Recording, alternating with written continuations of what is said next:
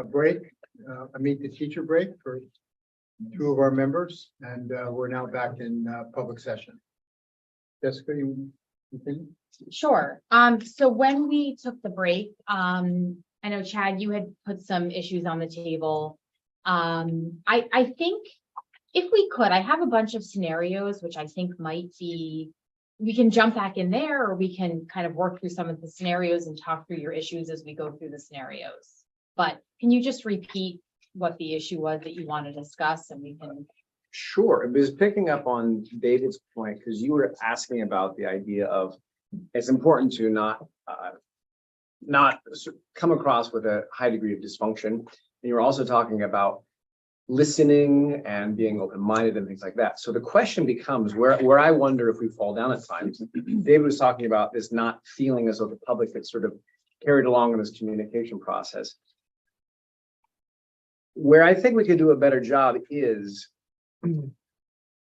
how do we get insight and weigh in on things? Meaning, if you're saying that things happen in committee, so that your first read is your chance to kind of chime in on that. Lots of times it doesn't seem as though the first read is much more than just like a check mark.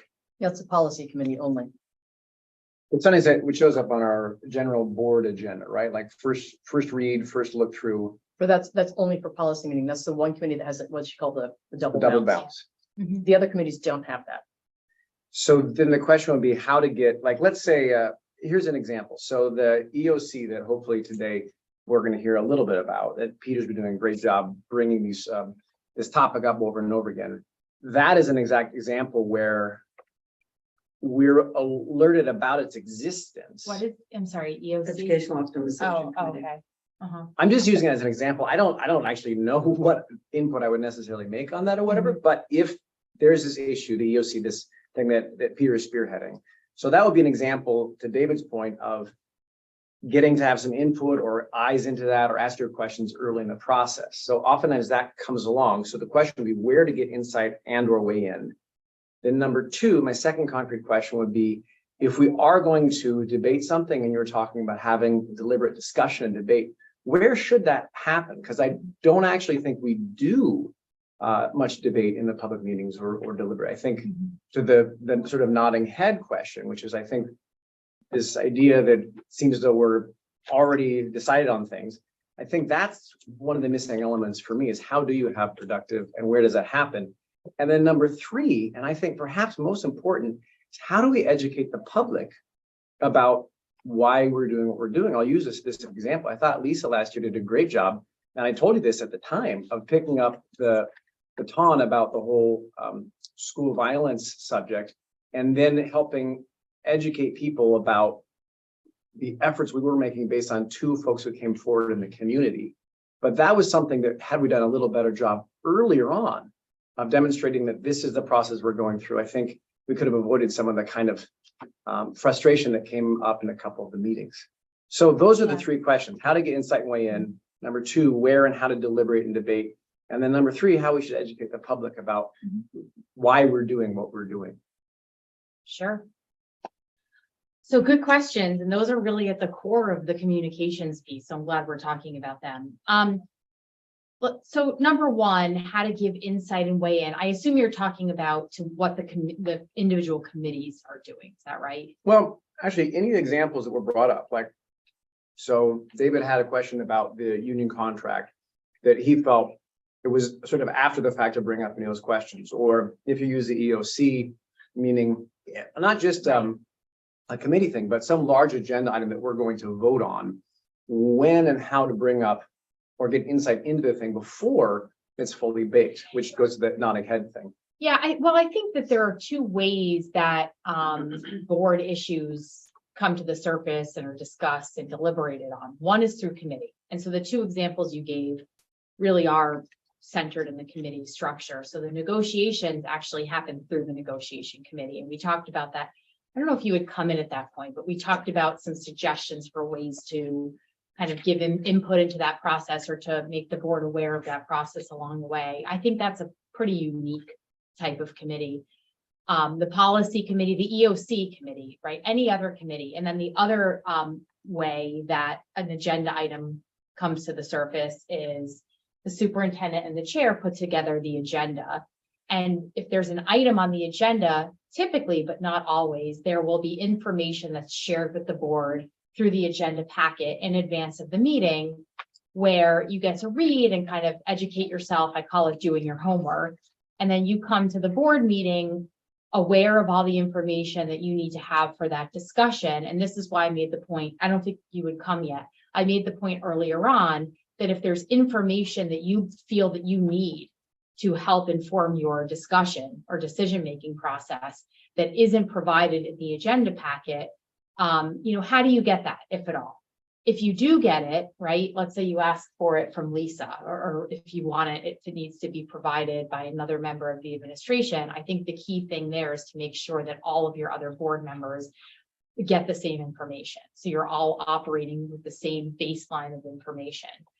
So again, I think there are two ways that you can learn about an issue that's going to be discussed at the board table or give feedback. One, again, is at the committee level, and the other is you really can't have a discussion before a board agenda item. You're just supposed to learn and educate yourself and then come prepared to talk. You might not, the board might decide at the end of the day that it doesn't feel ready to vote on a particular issue because more needs to be learned or more needs to be done, or they need something else. And so that's really the feedback process. It's you have a discussion and then you say, okay, we need this. Then you come back and you have another discussion until the board feels ready to take action. At the committee level, that's really where you have to strike an appropriate balance between letting the committees do their thing and make the operation of the board more efficient because they're doing work at the committee level and then bringing it to the board for really a final kind of review and set of questions. The challenge there is that if you have a committee that's constituted by the chair that consists of 3 board members, that, as I said before, is its own public agency, its own little thing that needs to comply with FOIA. You can't, as a board member who's not on the committee, show up at that committee meeting and sit at the table and participate in the discussion because you are really considered in that context a member of the public. So it seems a little bit odd, but you all of a sudden, if you join that committee of 3 and you're the 4th, then you've got a quorum of the board. And all of a sudden you have an illegal board meeting because you're discussing or acting upon a subject that hasn't been properly noticed as a meeting of the board. So you have to be careful. If you want to attend the committee meeting as a board member, you can. It's actually a physical suggestion that I have. If this were our committee meeting, you would sit over there with the other members of the public. And if there's public comment during the committee meeting, you could make your comment in public comment, but then you have to comply with the rules of public comment. Then, or you could stay silent, but that would be your opportunity to hear what's being said. I guess you guys meet over Zoom, so you could listen. Yeah, we used to do it that way though. Yeah. When we would have committee meetings in person, any board member that was not on the committee would sit separate. The other thing, Jessica, is correct. If you're in a committee meeting, let's say we're in teaching and learning committee and you have an agenda and it has to follow all those rules and someone wants to talk about something, even if the person is on the committee, a member of the committee, you can't just kind of, for lack of a better word, take over the meeting with a subject that's interested to you, correct? It has to be something that's posted on the committee. Right, and that comes back to, and this is counterintuitive, and I don't blame anybody if this is a surprise to you, because I think a lot of board members are surprised to hear. You have to think of committees and committee meetings as you think of your regular board meetings, just as you couldn't bring up a topic that's not on your board agenda. If it's not on the agenda and not properly noticed, you can't do that in committees either. It feels more informal because it's a smaller group of you and there's probably fewer people watching, but it's not. It's exactly the same as the FOIA rules are exactly the same with respect to committees. So if you want to try to add something to an agenda for a committee meeting, then the appropriate flow would be to send an email to whom or to call whom, or what would be the step to do? As to a add an agenda? non-committee member? No, on a committee that If you're you, on. if you're on a committee, okay. Mhm. Yeah, so the way, I mean, all boards function differently and all committees function differently. So you might have your own little committee rules, but usually there's a chair of a committee. So typically you ask the chair. If the chair could add it to the agenda. And then, Um, sorry, go ahead. Yeah, no. please. Oh, so then, and then it would be the chair's discretion to add it or not? Yep. Oh, okay. And Can you then the clarify? chair would let you guys know because, we So, post it. I'll give an example. Bernie and I pre-meet before every teaching and learning committee meeting, and we create the agenda collaboratively together on some of the things that she feels like needs to come to the agenda, and then some of the pieces of the agenda that I would like to bring up too. Sometimes we have to recognize that it's only an hour and a half meeting, so what takes precedent right now do we need to talk about? And we can add this other agenda item to the next agenda for the next month. So that's how we run that committee. It's worked pretty well because she's in tune with the public and the community and all of you. And then my responsibility is to be in the schools and kind of know what the principals and the curriculum instruction leaders are focusing on. And policy is done pretty much the same way, right? We talk about an overview of the policy, what do you even do for the year, and then we.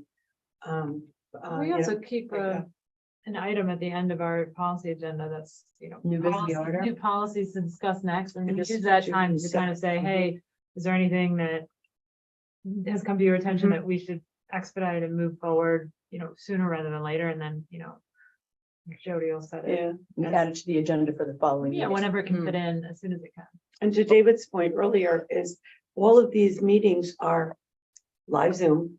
Anybody can attend them. They're recorded, they're posted on the YouTube channel. Yeah. So someone from the public or someone that's not on a committee, it kind of speaks to the homework piece, right? Like, Yeah, there are ways to find out the information. Then in Yeah. addition to that, in each of our general board meetings, if you recall, We at give the a end, report. every committee gives a report too. So that's their way as well of bringing the rest of the board up Like to date on what's anything happening. updates, and sometimes there's no updates. Right, but if you want something more granular, your Mm-hmm. best bet is probably just to go back and watch the committee meeting recording or to watch it live. So then, so this is really helpful. So number one and number two, I'm all set up. So if you want to get insight and or weigh in, if it's your own committee, obviously you email the chair to add something to an agenda or just listen to what's going on. If you're not on that committee, you have to attend as a member of the public. If you want to attend and sort of abide by that protocol. Yeah. So you would, if it's in a committee meeting and it's on the agenda, you could have that sort of discourse there. If it's not, you could have that discourse that you're talking about, the collegial, open-minded discourse at a board meeting for something you're not on the committee for. right. As long as it's on the board agenda. So typically, it's rare that a committee would take action on its own and implement something. Typically, committees come up with something that they Mhm. bring to the Yeah. board. It ends up on the board agenda for board review, discussion, debate, and then finally vote. So that's the point at which you would provide your perspective, give feedback. And if you convince your fellow board members that what the committee has proposed is not a good idea and the vote the vote is to vote down the committee's suggestion, then that's what happens, right? And then it goes back to the committee for modification. That's not typical, but it does happen. And when I say it's not typical, it's because a lot of these committee projects are long-term projects where the committee will have gotten a sense of the meeting in advance. Maybe it came to the board before and there was some feedback, but that's really the opportunity where policy in particular, you have a board bylaw that says the policy committee cannot make policy for the full board. So that's the only area where it's codified that the committee cannot implement on behalf of the board. But other committees can be delegated with the responsibility to take action. That's not illegal, but typically issues come back to the board for discussion and debate, and they might go back to the committee for fine tuning based on the board's feedback. There's one thing I was thinking about that reminded me when Chad was talking about, when something comes up in the community, like with the safety. I think that there are times where things happen both nationally and locally that, like that, like a school shooting, that then people come to the board meetings and they say what they're concerned, they express public comment. And usually if it's something like of that nature, then, I do feel that we need to respond in some way and get the word out. And that's what happened with the whole issue of security was precipitated by, unfortunately, it was like a tragedy every week. So sometimes I think people think that we also look reactive, but it's because they're bringing it up because of something that's happened, and the whole security is, Well, Lisa, that feeds exactly into the third question, which again, I thought where you really stepped in last year on that exact issue was I think either probably the second meeting we had it in full, you jumped in and gave the public this sense of like, this is what we're doing. These are the reasons why we're doing that.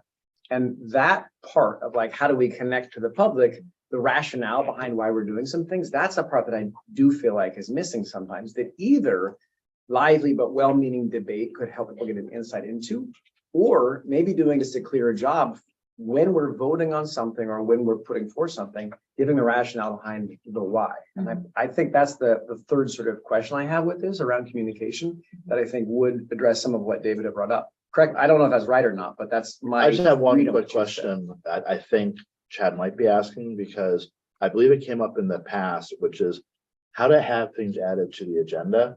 And I think we could use clarification on who and how. You mean for full meetings or for committee meetings? Because I just Full got the meetings. full meetings. Okay. Right. So we follow Robert's Rules of Order, right? Mhm. I'm not an expert on Robert's Rules of Orders, but what little I read, I might walk over now. I thought there was something. So if a member of the community, which has happened, wants to have something added, so they come for public comment, we consume the public comment. We don't get into a conversation. Mhm. And it's obvious that they have questions. They want to have a conversation. They want to see the board hash something out in public. I've heard on occasion, I don't know if it was under your chairmanship, Steve, or Tony's, but I think under yours, it was look at having that added to the future agenda. Can a member of the community go about some method to have something added to the agenda? I don't believe so. I don't believe so. Okay. There's something in my mind that I don't even want to articulate, but no. So, and the ability to add something to the agenda lies solely on the chair. The chair and the superintendent typically work together to develop the agenda. There is a mechanism whereby a board member can get something added to the agenda, and I don't have it off the top of my head. It's in your bylaws. So that was gonna be my second question. So I know with Robert's Rules of Order, and I guess you can have revisions to it, but things can be added to an agenda if they are asked for before the meeting begins or right when the meeting begins, and there's some sort of majority willing to add it. There's two separate things. There's a way for an individual board member to get something added to the agenda. There's a specific process. It's a pretty high threshold. I don't have it off the top of my head. If I took a moment and a break to look up your policies, I'd find it. But that's in advance of the meeting. The other piece of it is FOIA dictated, which is you cannot add an item to an agenda in a special meeting, meaning not one of your regularly scheduled meetings, but you can add an agenda item to an agenda of a regular meeting by a 2/3 vote. How far At in the advance? start of the meeting. Right, at the meeting. Okay. At the meeting. That's- Somebody says, I want to make a motion to add this agenda item and 2/3 pass it. Yeah, I believe, I'm looking at Chad a lot, but Chad, Sharon, and I are on the communication committee, and I think this actually came up. We weren't sure how can a member of the community add an item to the agenda? The answer is no. Can a Board of Ed member add an item to agenda? The best way to go about that is to send an email to Lisa or Steve and ask something to be added. But short of that, there is a failback, or there is a method right through Robert's Rules of Order that an item can be added to the agenda if it's the start of the meeting and there's 2/3 members present, or 2/3 2/3 vote 2/3 vote to add of the an item. members present and voting, I believe. Right, okay. So is it at the start of a meeting? or- No, the FOIA doesn't prescribe when it needs to be added. And is it And it can it be just a discussion, or does it have to be a discussion that's followed by a decision? What do you mean by that? Like this. Well, it takes- Like, I'm gonna Just make a talking. I want motion. to make a motion. I want to discuss school safety. You know, it's funny is, this is. I believe there are rules around so the question under Robert's rules is when, you can limit discussion on a motion. Because if you have a discussion of whether to add an agenda item, it might turn into a substantive discussion on the item that's being proposed itself, which we wouldn't want. Right? And so I've seen this happen. And I will tell you, getting back to that word dysfunction, I don't recommend this. I don't, because presumably if you're an individual board member who's not the chair, making a motion to add an agenda item, it's because the chair has not agreed to put it on the agenda for some reason, right? Not And- necessarily. I mean, if there's some, I'll give you an example. I mean, I think as a board, we function quite well, honestly. Yeah, And I think that's part of the reason why the community has elected us to be here. We're really not a Yeah. board that operates in a way that's vindictive or dysfunctional. At least I don't think we are. yeah, So I think an example might be, let's say a community member, and I think that sort of might be the direction I was thinking. A community member brings something up that a couple of Board of Ed members think is worthy of a conversation that we could not have predetermined they were going to talk about. And it could be something as simple as mowing the lawn Mhm. to something, of course, more, Mhm. school security or something happened to a teacher or curriculum. So let's say a member of the community brings up something through public comment and we want to have a conversation Yeah. about it or have debate about it. right. I think that's the basis of my question. Right. It sounds like, I see. yeah. I see. I was thinking, I was interpreting it differently because in my experience, this has come up where the board chair has said, no, I don't want to put something on the agenda. And then, which that happens too. And then a board member says, well, I want to, push it forward anyway. So that's one thing. What you're talking about, and then there's separate from what you're talking about, there's another situation where there's some sort of emergency that you all say, hey, I wish we had put this on the agenda. We didn't because we missed the deadline. So the board chair himself might say, let's add this to the agenda at the meeting, right? But what you're talking about is interesting. And I don't want to say that I always, you should always do this or never do this, but a couple of points to keep in mind. Number one, if a member of the public raises an issue and you think it's an important issue to talk about, and then you add it to the agenda and you talk about it, and then another member of the public raises an issue that person feels really strongly about, but nobody decides to add that to the agenda, you might have just created an issue for yourselves from a PR perspective, because you are prioritizing certain community members' views over others, without really having given yourselves a chance to think about, well, does this make sense for us to talk about right now? Also, without having given yourselves a chance to get educated on the topic. So you might debate a topic, but there might be information, there almost always is, that would inform a discussion. Do you really want to take board time to do that if what you really need is more information on how often the lawn gets mowed and how much does it cost to mow the lawn? And why is it that we care about this? So again, I'm not saying you should never do that. It is a tool available to you, but those are some things to consider. Now, I think maybe a better way to do it is to think afterward, right? Wow, that member of the community raised an important point. I'm going to call Steve and say, Steve, hey, can we add this to the agenda? I really think this is important to talk about. And then Steve will talk about it with Lisa. And Lisa will say, yeah, I agree. That's a really good point. I would suggest doing that. I think that's part of the value of public comment, is that to listen and to say, you know what, that person did raise a good point, but to do it right then and there, I would caution against that. Yeah, and then to that point, I think that's fine. I think what I know the communication committee has really kind of been pushing for is not to have the interactive public comment, but to be able to say to someone who makes a public comment that actually may have legs and be worthwhile looking into, researching, and talking about, being able to have at least a brief dialogue with them where they're acknowledged, that is something we haven't thought about or something we need to research, we'd like to put that on the, we'd like to put it on the next public meeting to discuss it. And the feeling is we're not even allowed to have that kind of back and forth with the public. So I'm not clear, how do you bridge the gap between someone bringing up something that would be worthy of a conversation, but requires some research so that we show up to the next meeting with educated versus getting into a back and forth.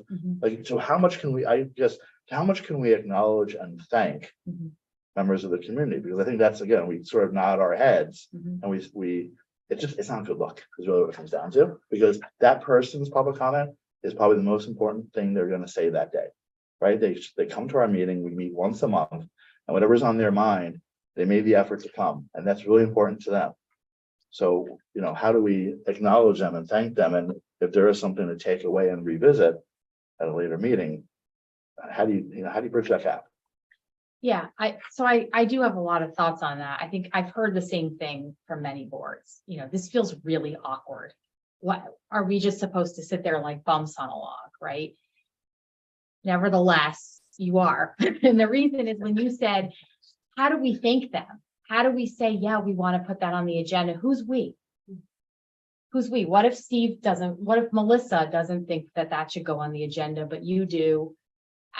Who decides right then and there that we do appreciate this particular public comment?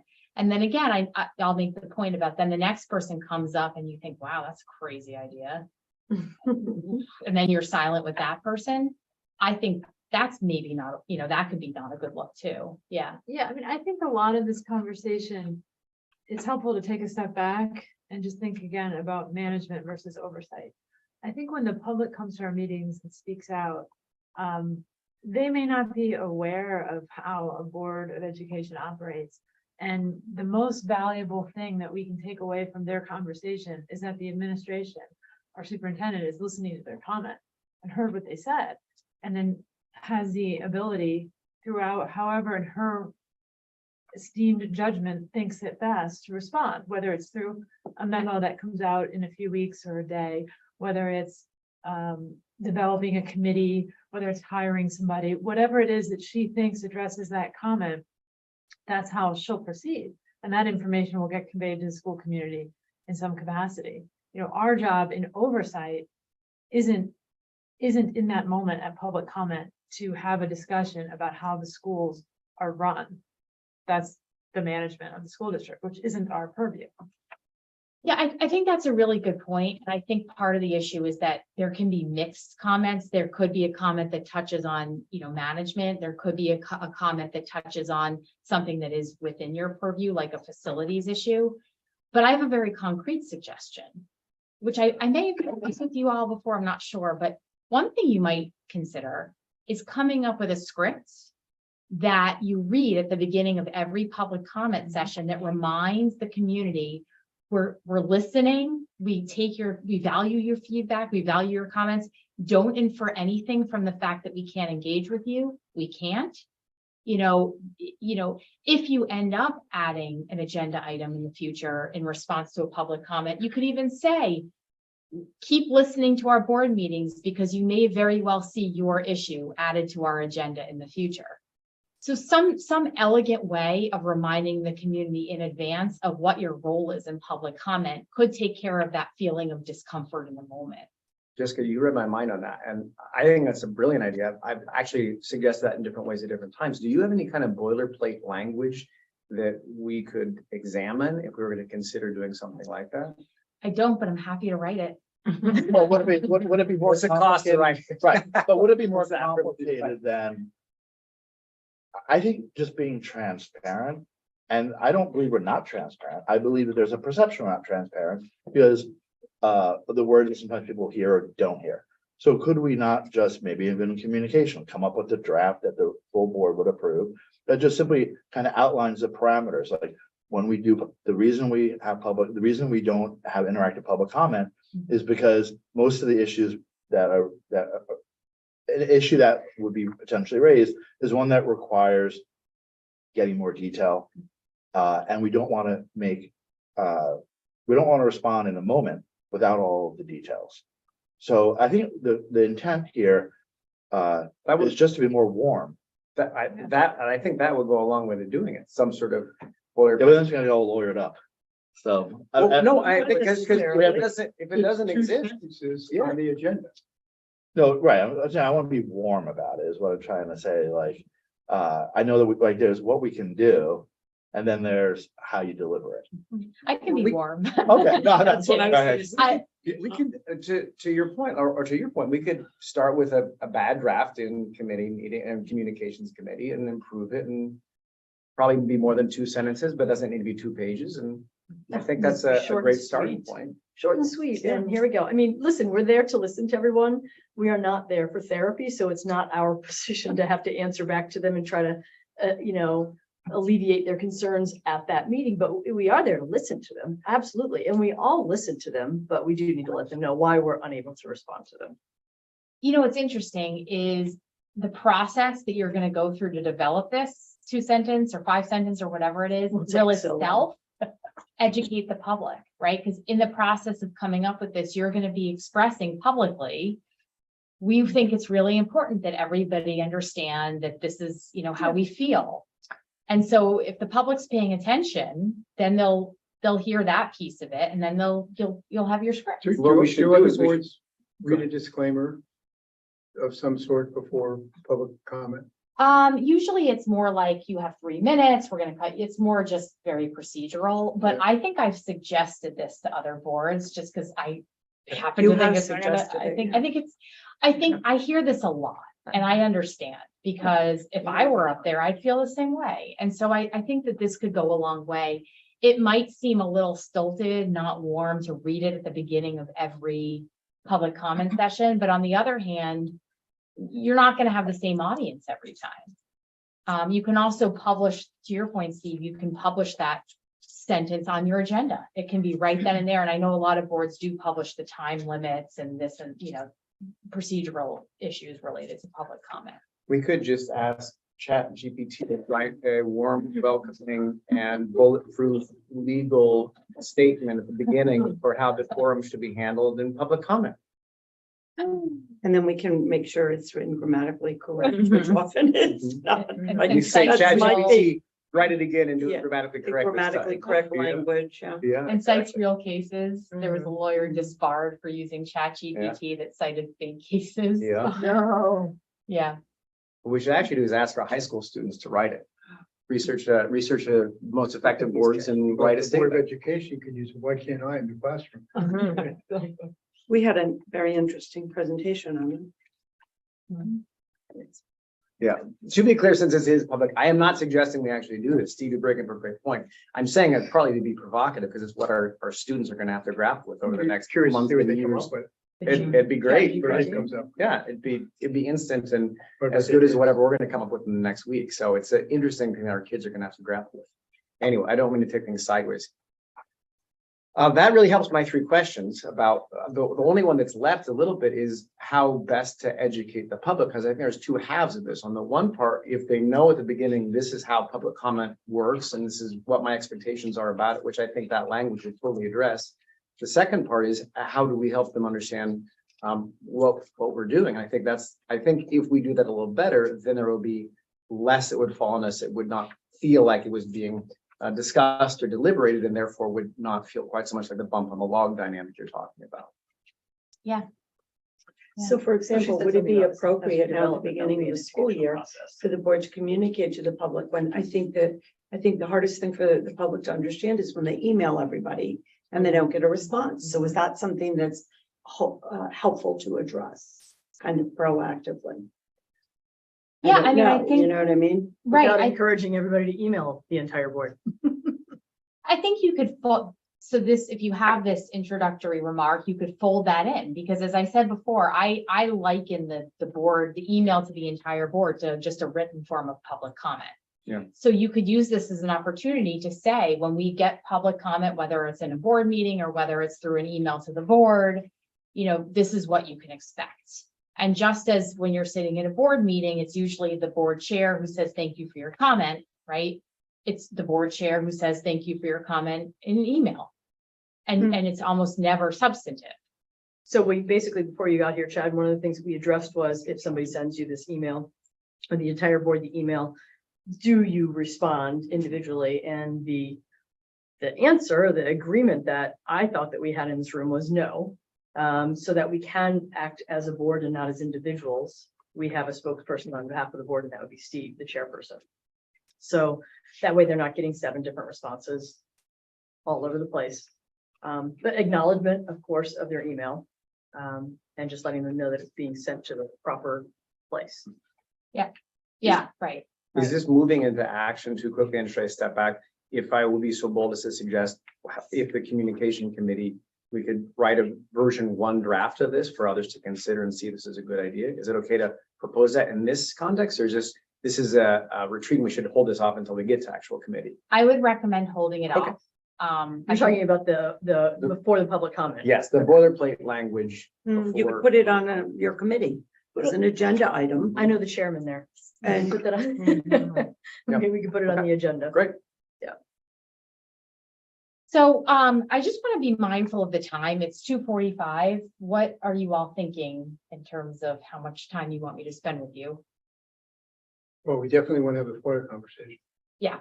We had Okay. that, it was held until 4, right? Yeah. And that will be. Yeah. Okay. Yeah. Didn't we have other things on the Yeah, agenda there's other Jessica, things here, no, too. Jessica though. beyond Jessica? Yeah, beyond Jessica, Yeah. yeah. But we do want to hear the FOIA. Yeah, for sure, the FOIA.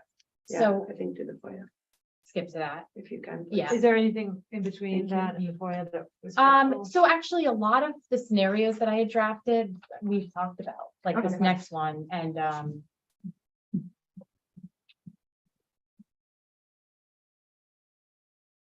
What scenario are we on? 5? well, I just skipped over We 3 and skipped. 4, because we really talked about 3 and 4. Right. 5 really, it addresses a situation where a parent gets 2 different answers from 2 different board members, and then the administration is all in a tizzy because they're being asked to do certain things. Let's put that aside for a moment. I leave to you. Let's come back to scenario 5 if we have time, Okay. maybe, and skip to FOIA to make sure we have time for that. Yep. Okay. So, FOIA, a lot of this should be a refresher, but always good to remind ourselves of the requirements of FOIA. So FOIA, the Freedom of Information Act, is of course, it's a Connecticut law. It is a law that applies broadly to all public agencies in the state, which includes boards of education and committees of those public agencies. And sometimes committees, you might not think that something's a committee that is a committee. Like, for example, a committee doesn't necessarily have to include any board members. You could form a committee as a board. You could say, we'd like to create a kindergarten review committee, and you vote to approve that committee be created. And then it consists of some community members, Lisa, Tina, and then that committee itself is subject to FOIA. So it's kind of tricky what is subject to FOIA and what isn't, but FOIA really governs everything that you do as a board or as committees from a meeting perspective and also from a records perspective. So its scope is broad, but it does have those 2 functions. In terms of the importance of meetings, this really is, I mentioned this here because it's helpful to think about FOIA as addressing the spirit. What is the spirit of FOIA? The spirit of FOIA is FOIA acknowledges that boards, it's a sunshine law, right? And it acknowledges that boards really function at meetings. And so if boards don't function in meetings and they function outside of meetings, and when I say meeting has a particular definition, which we'll talk about. But if a board is not functioning in a meeting and is somehow doing its work outside of a meeting in compliance with FOIA, then you really aren't complying with the true spirit of a board, which is to function as a collective body that only has authority to take action when gathered at a meeting. It's also really impossible to keep the public apprised of what you're doing if you're functioning outside of that meeting and you're doing things individually, separately, in a way that doesn't comply with FOIA. The meeting, of course, is the most visible aspect of the board's communication with the public and its staff, as well as between its members. So what is a meeting? A meeting is defined under FOIA as any hearing or other proceeding of a public agency. Any so for example, that might be a expulsion hearing or a teacher termination hearing or a residency hearing. Any convening or assembly of a quorum of a multi-member public agency. So anytime 4 of you are together talking about board business, that's considered to be a meeting. Any communication by or to a quorum of the agency. So communication includes emails. It includes text messages. It doesn't just mean that you're talking. So if 4 of you are talking over text message or email about board business, that's considered to be a meeting and probably an illegal meeting because you're not doing it in public. And that's how a meeting is defined. Now, meeting, though, excludes certain things. We talked about one of them, which is strategy and negotiations with respect to collective bargaining. Anytime the board or a committee of the board or anybody on the board wants to come together to talk about strategy or negotiations with respect to collective bargaining, that's outside of the meeting definition of a meeting. It's important, though, that there be pending negotiations. You can't come together to talk about your thoughts on a provision of the teacher's contract and call it not a meeting because your teacher's contract is not in negotiations. A meeting of a personnel search committee for an executive level candidate search. So what does that mean? If you're looking for an assistant superintendent, you've got to take action to appoint a personnel search committee. And then anytime that committee, and it could be all of you, and then anytime that committee meets, that's excluded from the definition of meeting. Any chance or social meeting. So if you all happen to meet up at the, is it the lunchbox or it's, sorry? I was gonna say LaShot Farm. Or LaShot Farm, if you all happen to end up there next year for the next week for the Jamboree, that's fine. You don't have to run away. You just can't talk about board business. Sometimes boards ask me if they can plan a social event like a holiday party.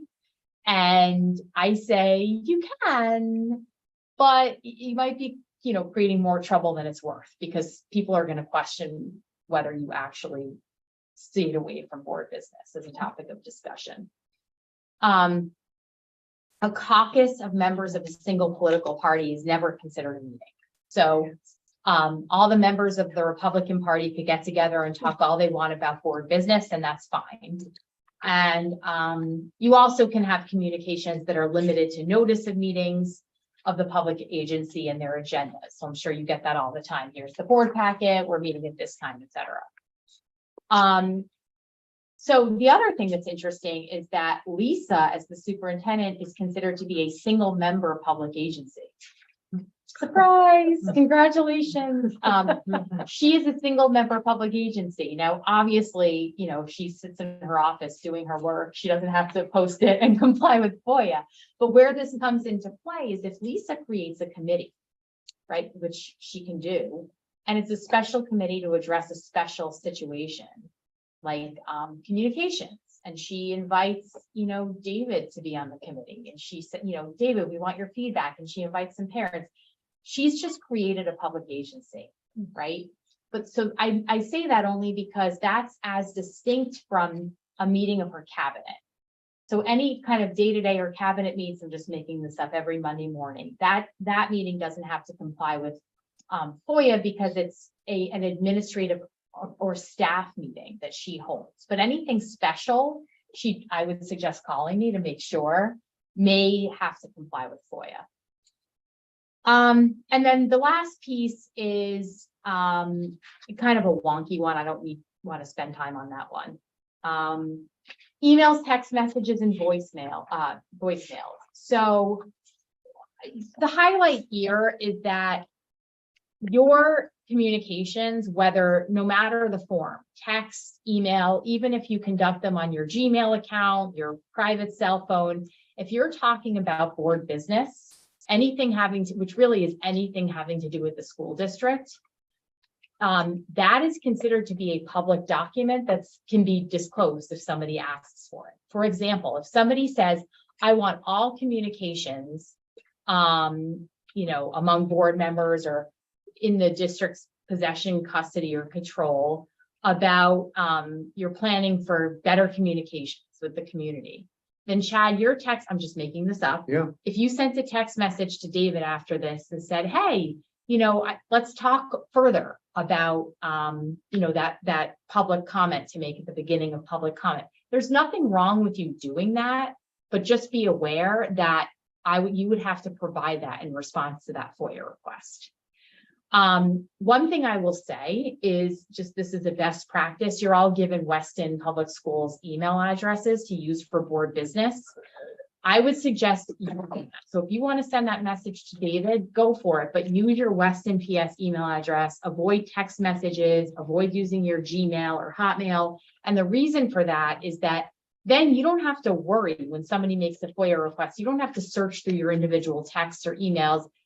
Dan is going to do that because he can search centrally. He looked for a keyword and he does a central search. And then those emails would come up in that search.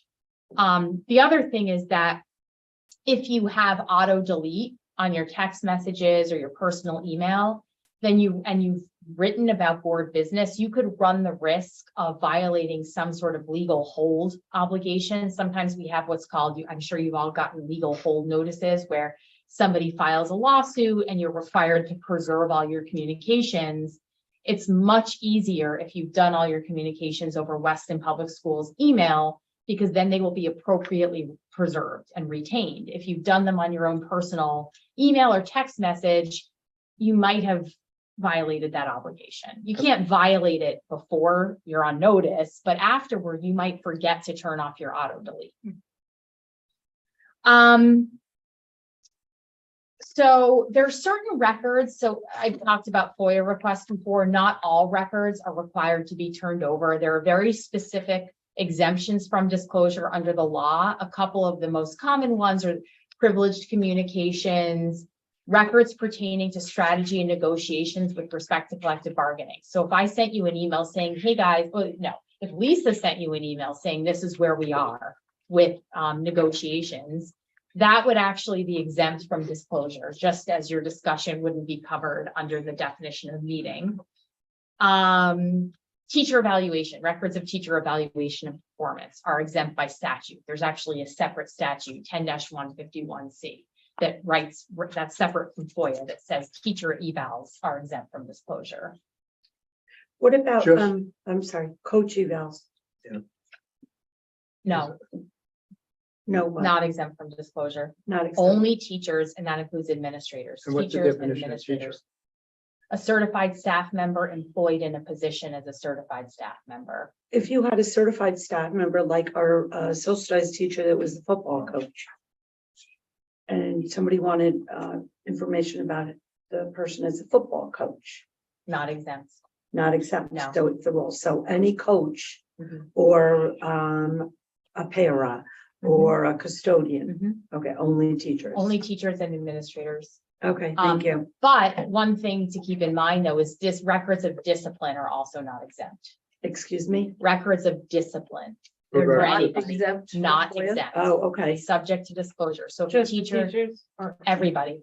everybody. Right, everybody, but student discipline. I'm sorry, I'm talking about staff members. Okay, Yeah. all right, Yeah. sorry. Yeah. Students, so while we're on that point, FERPA records are exempt. Okay, Records, educational records of students are exempt under FERPA. okay. So Jessica, if a parent were to send a FOIA request, I want all disciplinary actions for teacher Smith, Mhm.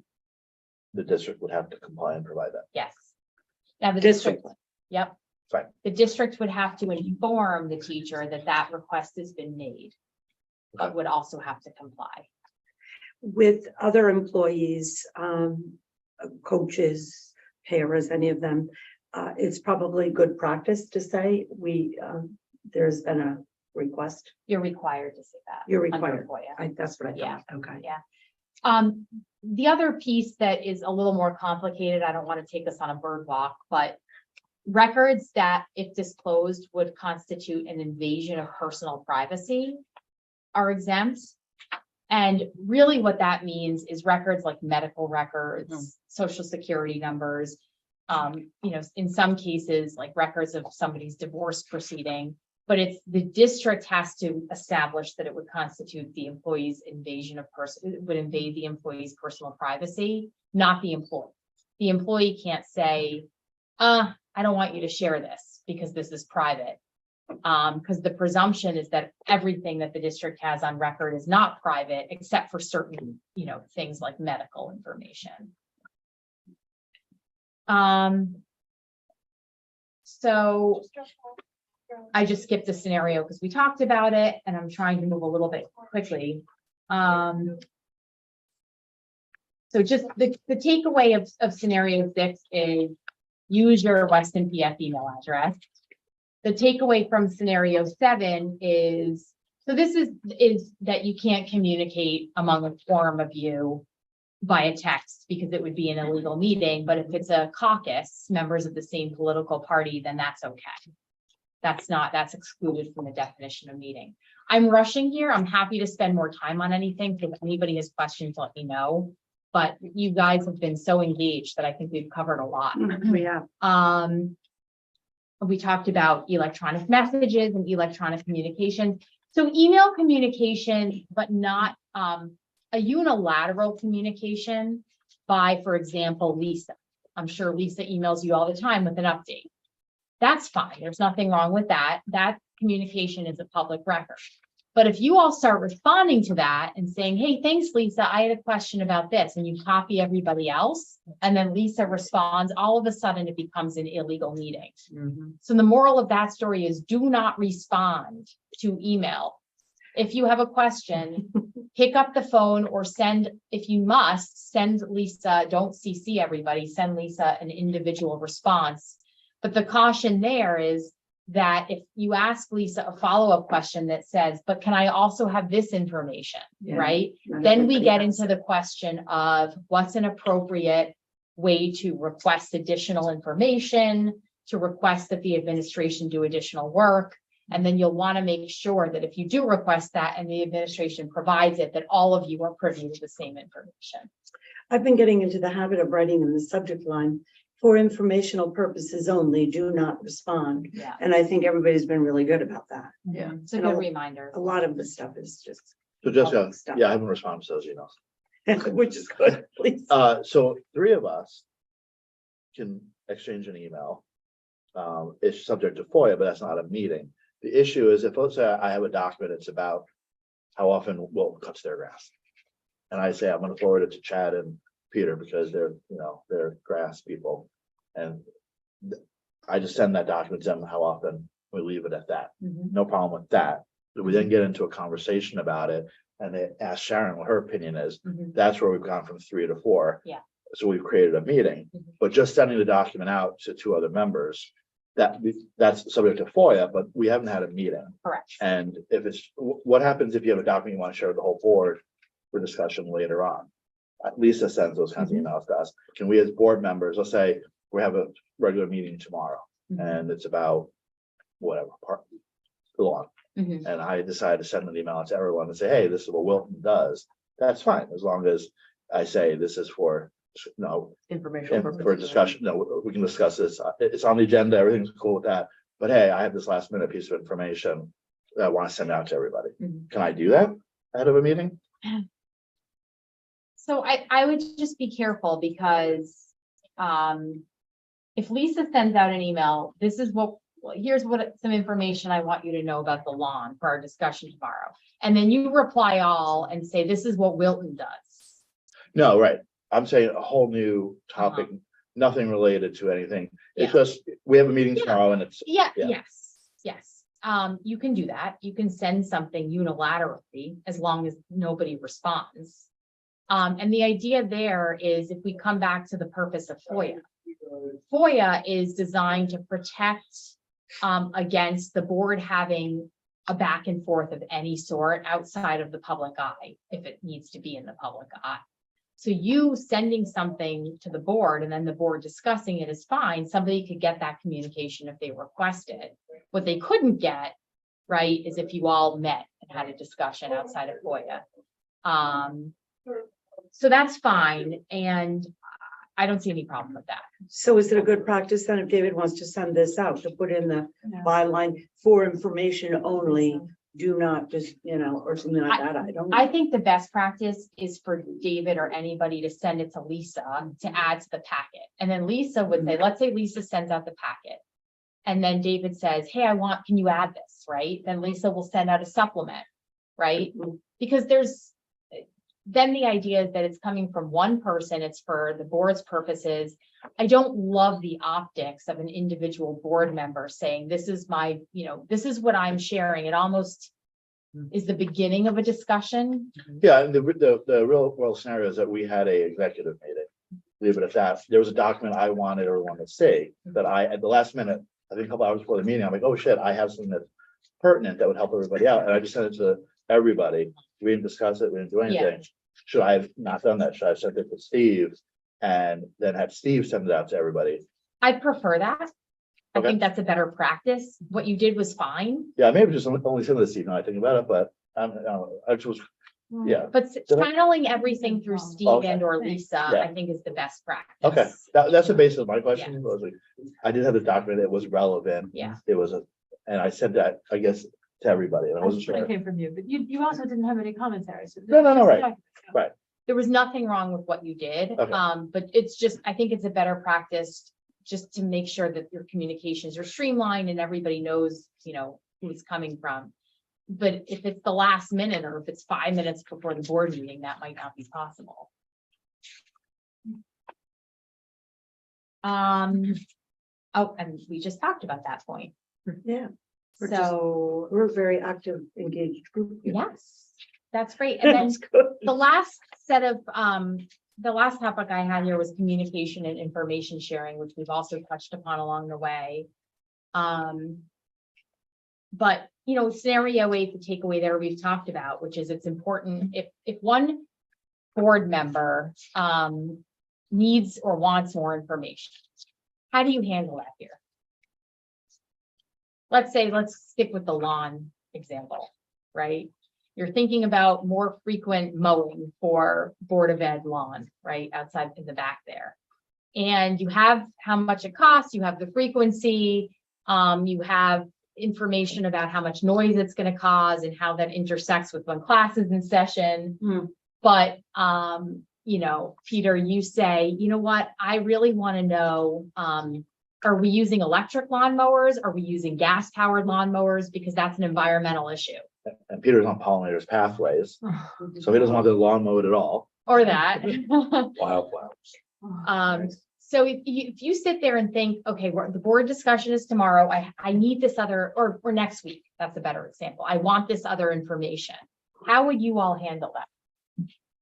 Because there's no hard and fast rule. There's some best practices, but generally, if it's working for you, there's no need to fix. I mean, I could start and then Philip and jump in. If something, like if someone, there's a need for someone to, like, let's say Peter shared with, Steve or something like, I see this on the agenda. I really need some more information. Because I talk to Steve and Melissa every week, Steve might say, or Melissa might say, hey, these are some other, this is some other information that people need regarding the pollinator garden before the meeting. So what I would do is, because I don't know, I don't know what kind of lawnmower we have.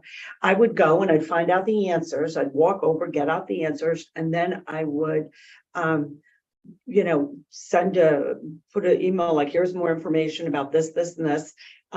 Do not reply. And I might To send it everybody. depending to everybody, or I would send it to the chair to distribute it, depending on how, I don't know. Yeah. If I have the answer, or if I didn't have the answer, like it took longer, then we would work to we always try to be proactive and get the information prior to a board meeting, because it's just more productive. And I think, I don't mean to interrupt. No, please.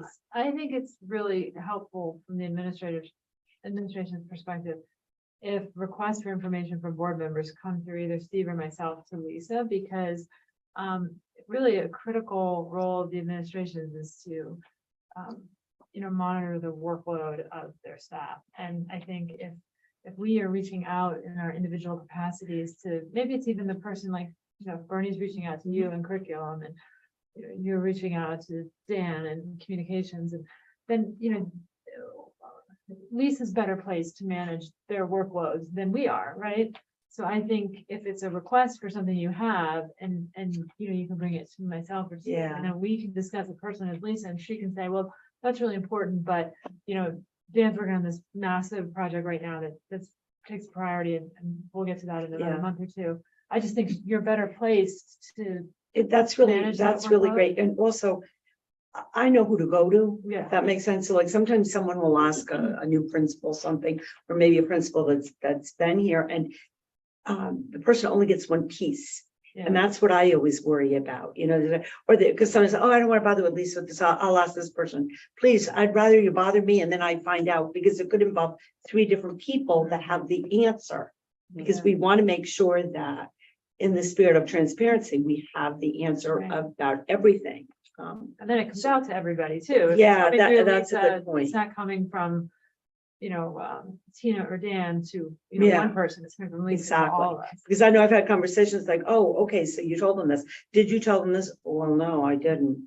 You know, and I'm not, and they didn't because they didn't know that there were other pieces that probably Yeah. needed to be considered. But just to clarify that for 1 second though, because I want to make sure I have this right. Isn't it okay if we're in this situation, if one of us wants more information, Lisa, couldn't we, or Jessica, couldn't we just email Lisa and CC either, well, I mean, maybe it's best to CC Steve, because Yeah. if what I'm hearing you're suggesting would be that, let's say I had a question, I would email you, Melissa, you would then email Lisa would then find out who the correct person is, come back to you and then come Well, back I to you just- via email?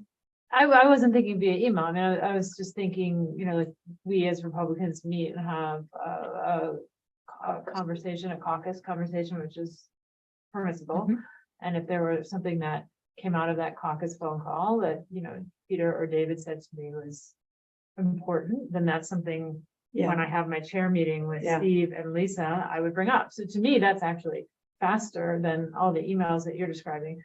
Oh, I agree. Yeah. Think that's no. not a good look. Not a good, I look, mean, not a good Chad, I process meeting. That's like 4 email Yeah. thread to try to. No, I get wasn't one suggesting research that. file. Okay, I okay. think, But you're just talking about things that come up in caucus. I think what Chad's talking about is things that are not necessarily coming up in caucus, but coming up in, you know, just regular, everyday. "Hold on, Sure. I'm not sure about Yeah. this. yeah. Are we best to reach out to Lisa directly or should we reach out through one of you two? Since you meet with her on a weekly basis, because And Lisa, not but for then- nothing, you've got but then- 1,000 balls in the air. And the next step is, there's an answer to whatever the inquiry is, we send it to the whole board. Yeah, Yeah. But before we get to that, what's the best way to get the answers that we're looking for? Is it best to go through the chair, co-chair? Is it best to go directly to Lisa? That's, I think, what we need to clarify here. I don't have a legal answer to that. It's really whatever works. But the one thing I will say, which I heard you say, Melissa, which I agree with, is I would not recommend that board members go to anybody other than Lisa. Right, And so for the reason, I mean, number one, I think you made a good point. You might just be getting a piece of the answer. But number two, members of the administrative team could feel intimidated, Yeah. right? If Right. they're approached by a board member, they also might be, and to the point where they might have an emergency on their hands that they say, okay, I've got to put this aside because Right. Chad reached out to me and I've got to answer Chad's question. So it's just generally not a good idea for individual board members to reach out to anybody other than Lisa. As for who to go to first, I don't have a view on that. It's just I whatever mean, works. generally, if you want to come to me, that's fine. Just CC Steve. Right. I think also it's a timing issue. You know, if it's something that like, oh, we're talking about for next October, you could send an email and we can get to it. If it's something like, hey, we need to have an answer by next Thursday, I really think this is pertinent. Well, then, yeah, pick up the phone because, you know, I want to be responsive. So it's important, Right. you know, there's like a quick turnaround. Oh, the meeting's next week. I have this question because you could email, then it sits there for 24 hours. Then what, you know, you don't want it to. Yeah. Okay, thank you. That was scenario H, and we talked about that. We talked about communications with staff. You know, one thing I will say, and this is just another related point, which is to refrain from private fact finding or soliciting offline information from employees. One thing I will say is that there are questions that are easy to answer and there are questions that are not easy to answer. So For example, again, going with the lawnmower theme, if the question from a board member is, I'd like to know what every other school district in the state does about their mowing and what kinds of machinery they use. Don't be surprised if Lisa says, I'm sorry, we don't have time to do that. Maybe we can do it in spring, right? If you think as a board member that that's really crucial, it is absolutely essential that you get the answer to that, that might be a board discussion.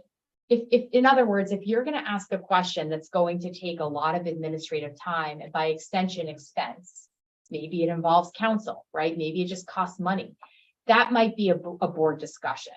But I wanted to flag that there are differences in requests. And then in terms of communications with the community, we talked at the very beginning about majority rule and the importance of majority rule, but you also have a fiduciary responsibility to support board positions once approved. So I gave an egregious example in my first scenario. You weren't here for this, but the first scenario was somebody lost, right? Their position wasn't supported. And so they went onto Facebook and tried to start a petition within the community to have the board change its vote. Obviously, none of you would do that. It's totally inappropriate, but even lighter versions of that, talking, about it informally with members of the community, if you're upset with how a board vote went, is really not appropriate. Your opportunity to get your voice heard is around the board table in that healthy discussion or debate.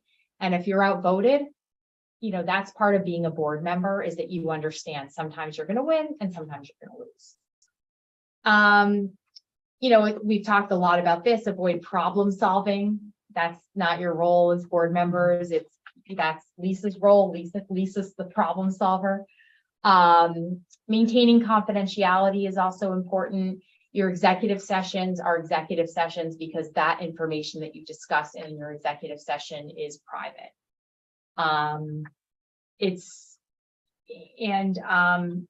Personnel matters are confidential. So if you do happen to learn of some issue, and which happens from time to time, maybe there's an issue with an employee and you happen to learn about it from Lisa for whatever reason, it's important not to share that information.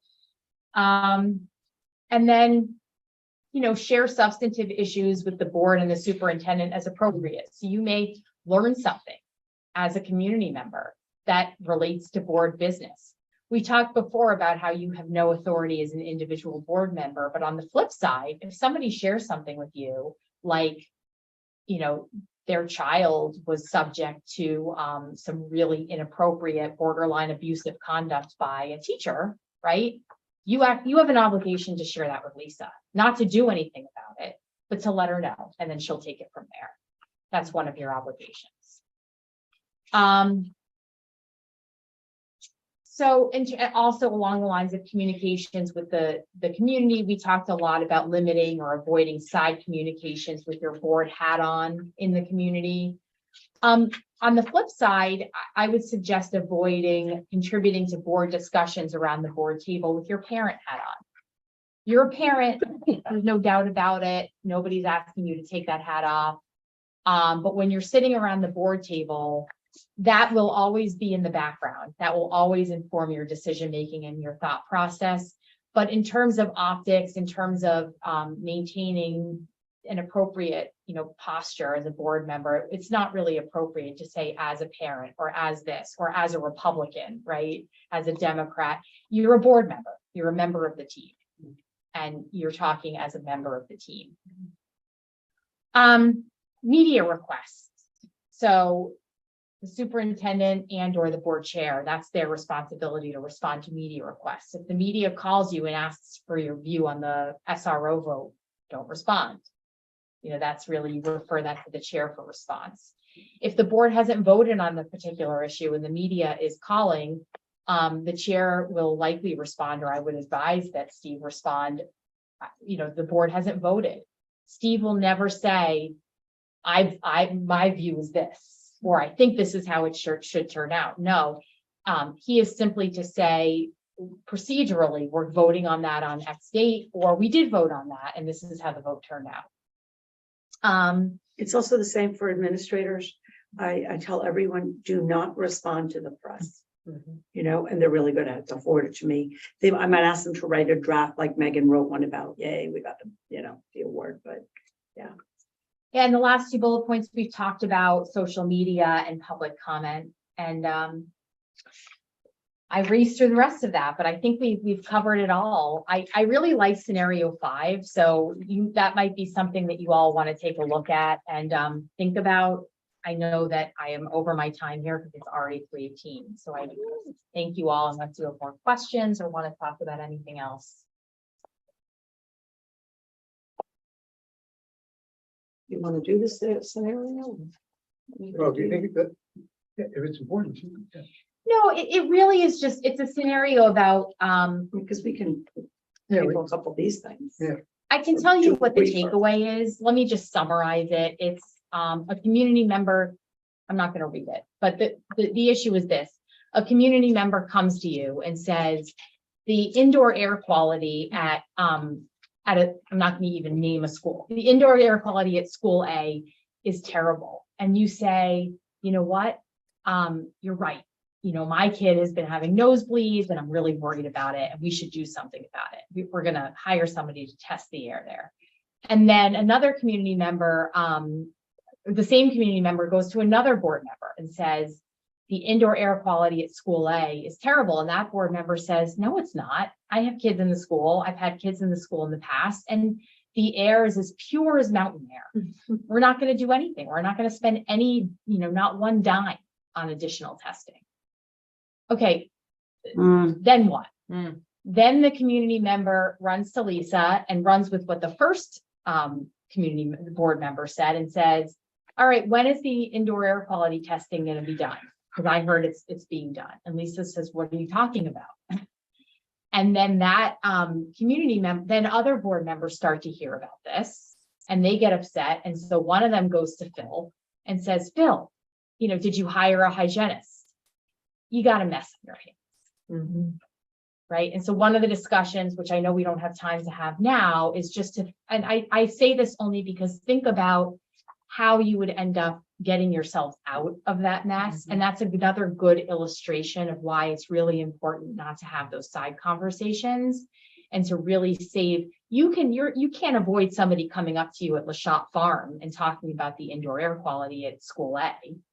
Again, purely hypothetical. I mention it because IAQ is a hot topic everywhere. You can't avoid that. You're not going to run away, but the appropriate response is what? Thank you for sharing that with me. Yeah. And if you're concerned, you can talk to Lisa and say, this community member shared this with me. And Lisa will do what she does. But there are appropriate processes to deal with that. Right? You could raise it with Steve. You could ask for it to be put on the agenda, which is not a good idea because it's an operational issue. But really, that's something that the administration should be informed of. And then Lisa will look into it. So to piggyback though, I think it needs a second sentence. If someone comes up and says, you say, thank you for sharing, then the next part of the sentence is, I can't pass do it anything, along. but I'll Yeah. pass it along to the Yes, correct. superintendent, Yes. right? Okay. Yeah, or even why don't you reach out to the superintendent with issues like that. There's nothing wrong with that. Okay. But you could say, I'll pass your concern along to the Either I'll superintendent. pass it along or I'll let the superintendent know, Okay. or why don't you reach out to the superintendent and then give Lisa a heads up. Yeah. Okay. Yeah. Yeah, you don't want to play telephone. Put them in touch with the superintendent directly as possible. Well, I would yeah, think. okay, that, I personally, if I were a board member, would say you can reach out to the superintendent, but then I might be a little worried, so I might call Lisa anyway. Right. Right. No, I would definitely want to be prepared for a phone call coming in, but. okay. Right. Any other questions? Thank you all so much. Thanks, Thank you, Jessica. This is really great. Great discussion. All right, I will leave you all to it. Thank Until you, next time. Jessica. I do exactly the same thing. Yes. So I'm See you just next following week. your lead. I'm like, I'm Sharon's right, man. Metabolic death. Stand up, people. I have a child with ADD. I know how to redirect. Oh. Get up, I move. I forgot to push send. I just sent it to you. It might be too late. It was the press thing. That's what I did last night. That was a lot of information, but good information. It was Thank you. good, yeah. Got a couple of questions answered. Thank you for having me. I thought. Of course, thank you. Bye. I was surprised there. Hey, take your candy. I was gonna leave it here because it's too tempting, but I'll take I it. know, I feel like you know what? I ate all of I mine. should have bought 3 more for your kids, sorry. Anybody like the lemon? I'll share it with them. That's a good idea. Yeah, I don't like Bye. lemons either. We have like pink, oh. Yeah, We're all right. So we want to just give you an update on, I want to be mindful of the time. Mhm. So we can talk briefly, Dr. Hinkle and I, about the where we are with the district goals and the state of the schools with opening up. We under that district goals is also something on the EOC. That's part of it. I brought some notes because I didn't post it. I don't know, did Peter wanted to go to that thing. I don't know if he went or he's coming back and he wants to go. I think he's coming back. He left his phone here. Yeah, he's coming back. He's coming back. Yeah. Okay. There he is. Peter, would you like to start with just the EOC? So if you want to go to the ice cream thing, you can go. That's okay. I'll start with it because it's just a couple minutes. Exactly, yeah. See where we go. All right. So let's go high level.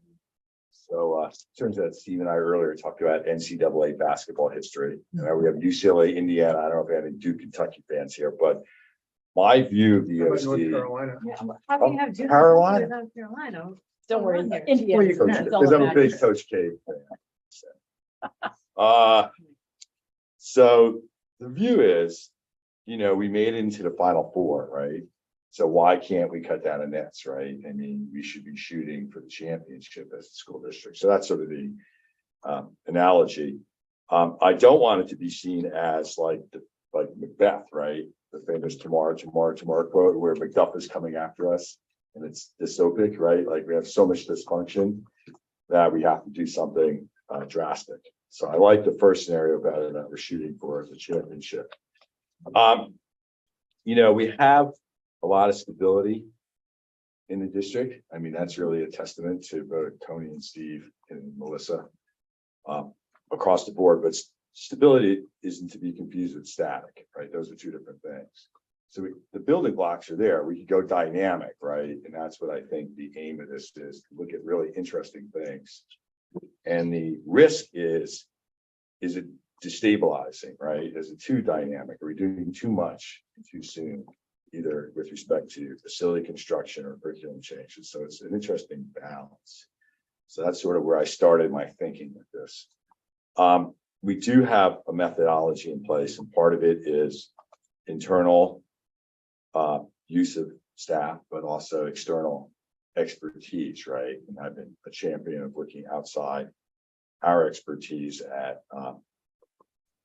using like the FOC as an example. We use tech time, right? But there's other educational expertise out there we can bring in, and then we certainly want to identify and target institutions that have shown success in this area, right? So let's learn the lessons that they learned at very little pain. And then I've also promoted, interesting, we talked about IAQ, but I promoted, like, the Department of Energy offers free assessment. Like, they'll come in and actually say, your facilities, we can do new lighting, new HVAC, things for the buildings that will save electricity, that will make them healthy buildings. The campus will be, in a sense, not the lawn being cut, but we'll have wildflowers or something, right? I mean, there's opportunity to do interesting things with our facilities, and of course, the facilities which are an operational issue need repair. I mean, there's known issues across the board. It's just a degree of repair that needs to be identified and budgeted. Given where we started our meeting with Jessica, this is a public agency, the EOC, because it's run by a public agent, right? But it's, I think, potentially where it has the most interface with the town of Weston. We've already seen this, right? It's, of what we do, we're going to have to do it lockstep with the town of Weston. So that puts additional responsibility on how it's managed, because we want to optimize our investment, right? The town is going to make an investment. It's established. And then it's the degree of investment and the timing of investment that has to be determined. And presented to the public and the town leadership as the best investment we can come up with to get the objectives that we would like to reach to cut down the nets, right? So it's an interesting confluence of a lot of things we've talked about today. And in that, all the things we talked about, functionality, record keeping, FOIA sensitivities, public input, all come into play. So it's an exercise that will require pretty large picture management and detail, attention to detail management. So that said, that's sort of my thinking down the line here, Mhm. right? And that's about as far as I got in today, taking copious notes as Jessica was presenting. But I thought I would give that 3 or 4 minutes of our meeting. So it's the ultimate in strategic planning. It's the ultimate in providing the best in class education for the students, working environmental conditions for staff and teachers. They want to be part of who doesn't want to be on the championship team, right? So it affects recruitment, retention. I mean, all these things come into play. It affects the quality of the town, the involvement of the town. If we decide to open the campus because we do things that members of the town can participate in, it involves, and this is significant risk analysis, investment on the town and our bond rating and our taxes. So, I mean, this is not light finance here. This is quite intensive ability to understand where our tax rate may go. And then also where the value of our houses may go. I mean, there's an incredible amount of considerations when you're talking about the degree that we can take this. Of course, it comes back to we're stable now, so we have a building block, which is really good. I mean, we'll talk a little bit about curriculum, I think, next, but I mean, we have some interesting test cases in pre-K through K reading, 6 to 8 math, new CLA strategy. These are really interesting and formative test cases on how far we can take this. It's like letting your freshman point guards play a few games, right? I mean, we know that maybe in a couple of years, they'll be seniors and they'll be, NCAA All-American. So I'm using my analogy, but that's about where I've taken this. And the last point was ingress from the public, right? Because this particular agency does have public participation. It's a little bit different than other committees that we conceive and implement. And how do we manage that ingress, right? Because that's going to be I would hope the public would be incredibly involved because it involves their children, potentially their grandchildren, given where we have a new generation coming in, right? And why not take the long-term view, but the public has to participate. We certainly aren't arrogant enough to do this ourselves. And we're humble enough to know that we need a lot of input. How many people are on the EOC as of right now? Right now, it's just 4 active. And you're chairing it. I'm sharing it. Dave, are you on it too? No, Who else is on the committee? I'm on it. Steve's on it Okay, and Lisa's But on it.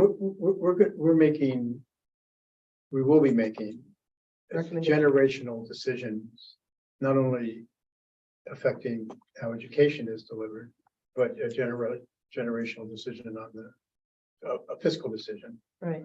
So these can't be, taken lightly. They can't be rushed.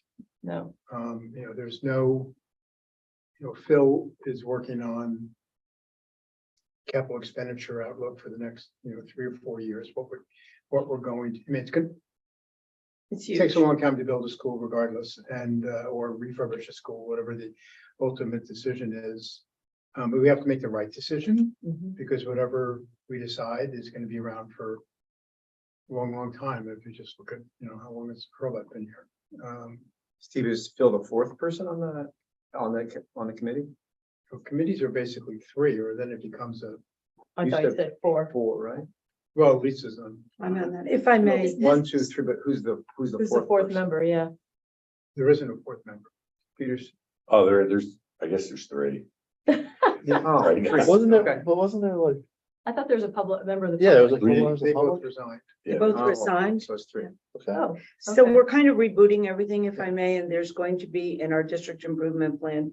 We had talked this summer and we have specific action steps and things that have to take place that we're going to be sharing with you Okay. about all of that. And I think also that I don't want to speak for Steve, but we do have board committees. We have some new people that'll be joining the board. And so the timing is kind of good for all of this. Mhm. And then to get there's some things that we have to do. And then part of that component is also getting information from the public. But as Steve said, one of the tasks in our action steps is Phil must create with Mike Del Mastro. I forget the exact wording, how I wrote it, but it was.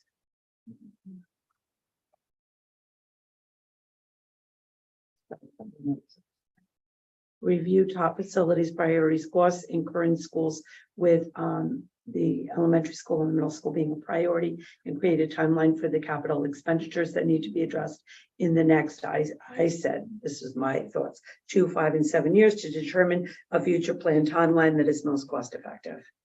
Because we don't want to think like, oh, we're going to do this and then find out, oh, this major project had to be done in this school. So that's kind of before anything happens, they'll be sharing that. Peter, can I pick up on a question just because I mentioned this a couple different times in meetings because I was kind of frankly dazzled by it a little bit. I heard you talk a lot about the process of shepherding this along, but I didn't really get any sense of like what the EOC plan currently is. And if the point is like there's not a plan yet, we're in the beginning of the discovery, that's totally fine. But there was a single slide you made way back when that had some different options and sort of like a Goldilocks version of like the beginning, more robust, most sort of, big picture and visionary.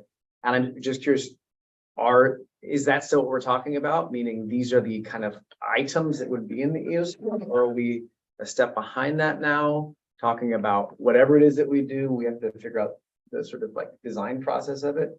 That's what I would love to know. I would say that that slide was more of a, how do we discipline ourselves, right? I mean, we know this touches almost every aspect of the school district. So if I was going to touch every aspect of functioning of the school district, then where would the entry point be? Like what would this, in a sense, this dynamic input be?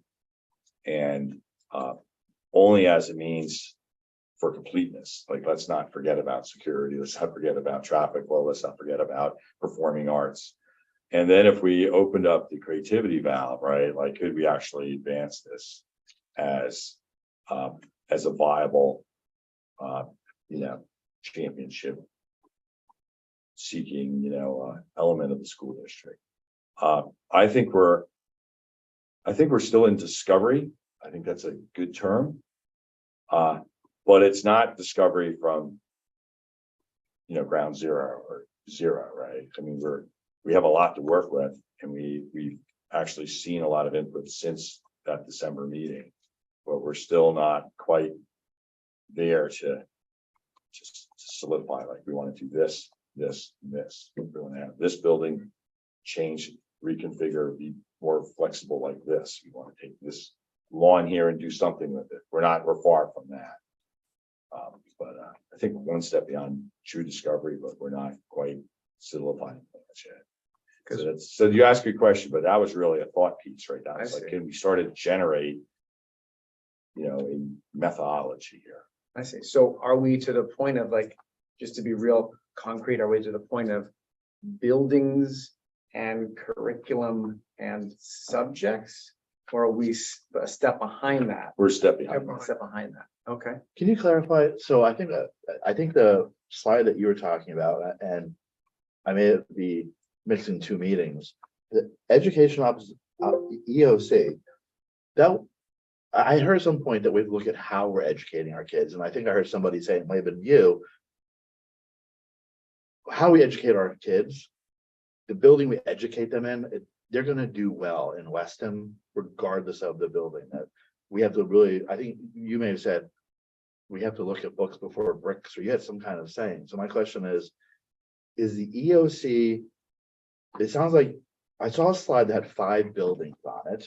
So that's the building component, I think the physical component that you're referring to, Chad. Then I heard the EOC was morphing more into put the buildings to the side and how are we going to educate our kids in the future? And then we'll figure out the building. But it's not, so I think I'm kind of asking. Well, you're asking what's leading what, so. Yeah, maybe. I think they're two intertwined to have one as the dominant lead in the other. The EOC, one of the missions was not to solely focus on brick and mortar, right, which was the FOC's mission.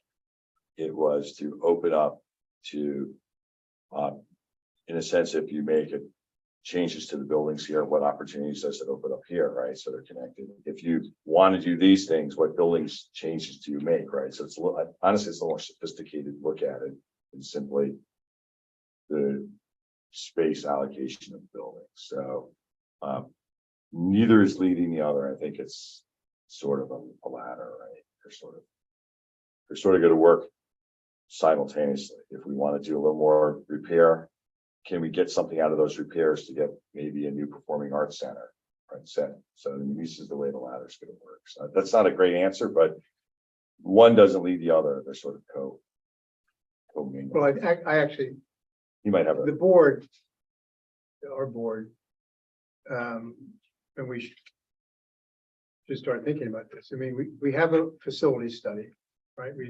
The Tecton study. And they've given us various scenarios as to whether we go with 4 buildings, if we go with 3 buildings. What's that? No, 3 buildings. What's 3? Yes, 3 buildings. And No, so, we're maintaining, I think the FOC, actually, no, the FOC when we left. yeah, but that's not their decision. Well, they recommended, there They were recommended. There were Sorry. different options, then they recommended, oh, maybe these 2 possible options, and then they turned it back to us. They turn it back. Yeah, well, 3 was never gonna work. They, by their own admission, we could not fit the number of students in WIS, so I'm 99% sure a 3-building campus was off the table at the end. But there's nothing off the table until we Okay. decide it's off the table. I thought that they had said a 3-bedroom or 3 building, real estate, 3-building option could work if there were if there was massive work done on the Yeah, other there'd be a facilities. So capital there was, expenditure regardless. they had so many different options out there. But that we It's as just a a lot of, board, yeah. and, you know, Peter, you and I should talk about this. We ultimately have to come to a decision. Right. Are we going to go with the current configuration of 4? Or could we conceivably consolidate into 3? And there's a cost associated with that. I mean, not only a cost, I mean, you know, it's the practicality of what do you do with all the kids that are in the school that, you know, that may be closed, and you have to consolidate them into the 3 schools before they're prepared for that. I mean, it's a whole jigsaw puzzle, but we're gonna need to come to determination as to what we think the right configuration is, and then once we do that, we have the 4 walls figured out. That's a simplistic way of describing it. And there's going to be a cost associated with that. And then you have to figure out what's going on inside. I had a conversation with a school district that is trying to figure out what to do with a single school. And I was really surprised that all they were thinking about was, well, do we build new? Do we renovate? You know, you tear it down and rebuild it? Do we renovate as new? You know, what do we do? And I said, well, okay, great, you make that determination, but what's going to go on inside? Right. And they said, I don't know, we're not talking about that. And we're like, well, you know, it's a little premature. You need to think, I mean, these buildings are going to last for 60 years, 50 years, some cases longer than that. And education is too dynamic. I was talking to Dan this morning at this event at the high school. I mean, I guess Dan who? Yeah. or tech. Oh, I didn't know if you meant Dan Doe. Oh, no, Oh, sorry. I guess you're gonna have conversations about AI in the Angelino. school system. Yeah, we had. You know, I mean, workshops and that AI is something I think just never talked about just in general, not on the board until about a year ago, right? I mean, it was Right. never even in our vernacular. Right. You know, what's gonna be in our vernacular 5 years from We, now? yeah, we don't even know. I mean, if I I can, don't ju- know. if I can just add, the FOC, I came in midstream. Checked on, there was some recommendations, these are different options. And then over this last year, the educators talked because they had not really been as included, I guess I would say, in the conversations. And so that's also an important piece about, with regards to configurations, with regards to, there's also the whole town component. I mean, you can't do one thing without the other. And there's, we're right in a building here that we share with the town that falling apart. What about that? What about the lease, the rental of the space over there in North House? How does the town interface with all of that? Because I know that our team has talked about what we think is, appropriate for us to move forward, but there's definitely a town component in all this. So And what- then the whole piece of, you get renovated as new, I think you get more money than if you start from the, reimbursement than if it's brand new. So then there's kind of the practical piece, but when we present our district improvement in October, September, we're following up on kind of tying a bow around some of the testing we didn't have the results on. We're going to talk about things like there's a framework that Dr. Henkel's very familiar with, Future Ready Schools framework. We have to look at the current state of the facilities and the cost behind that. The other thing that we really want to do is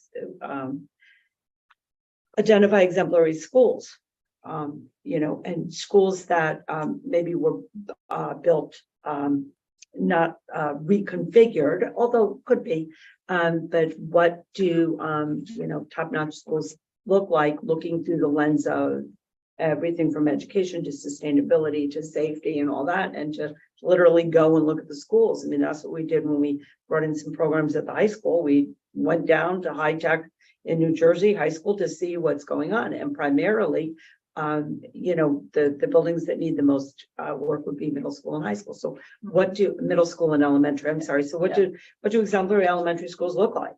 How do they look and function?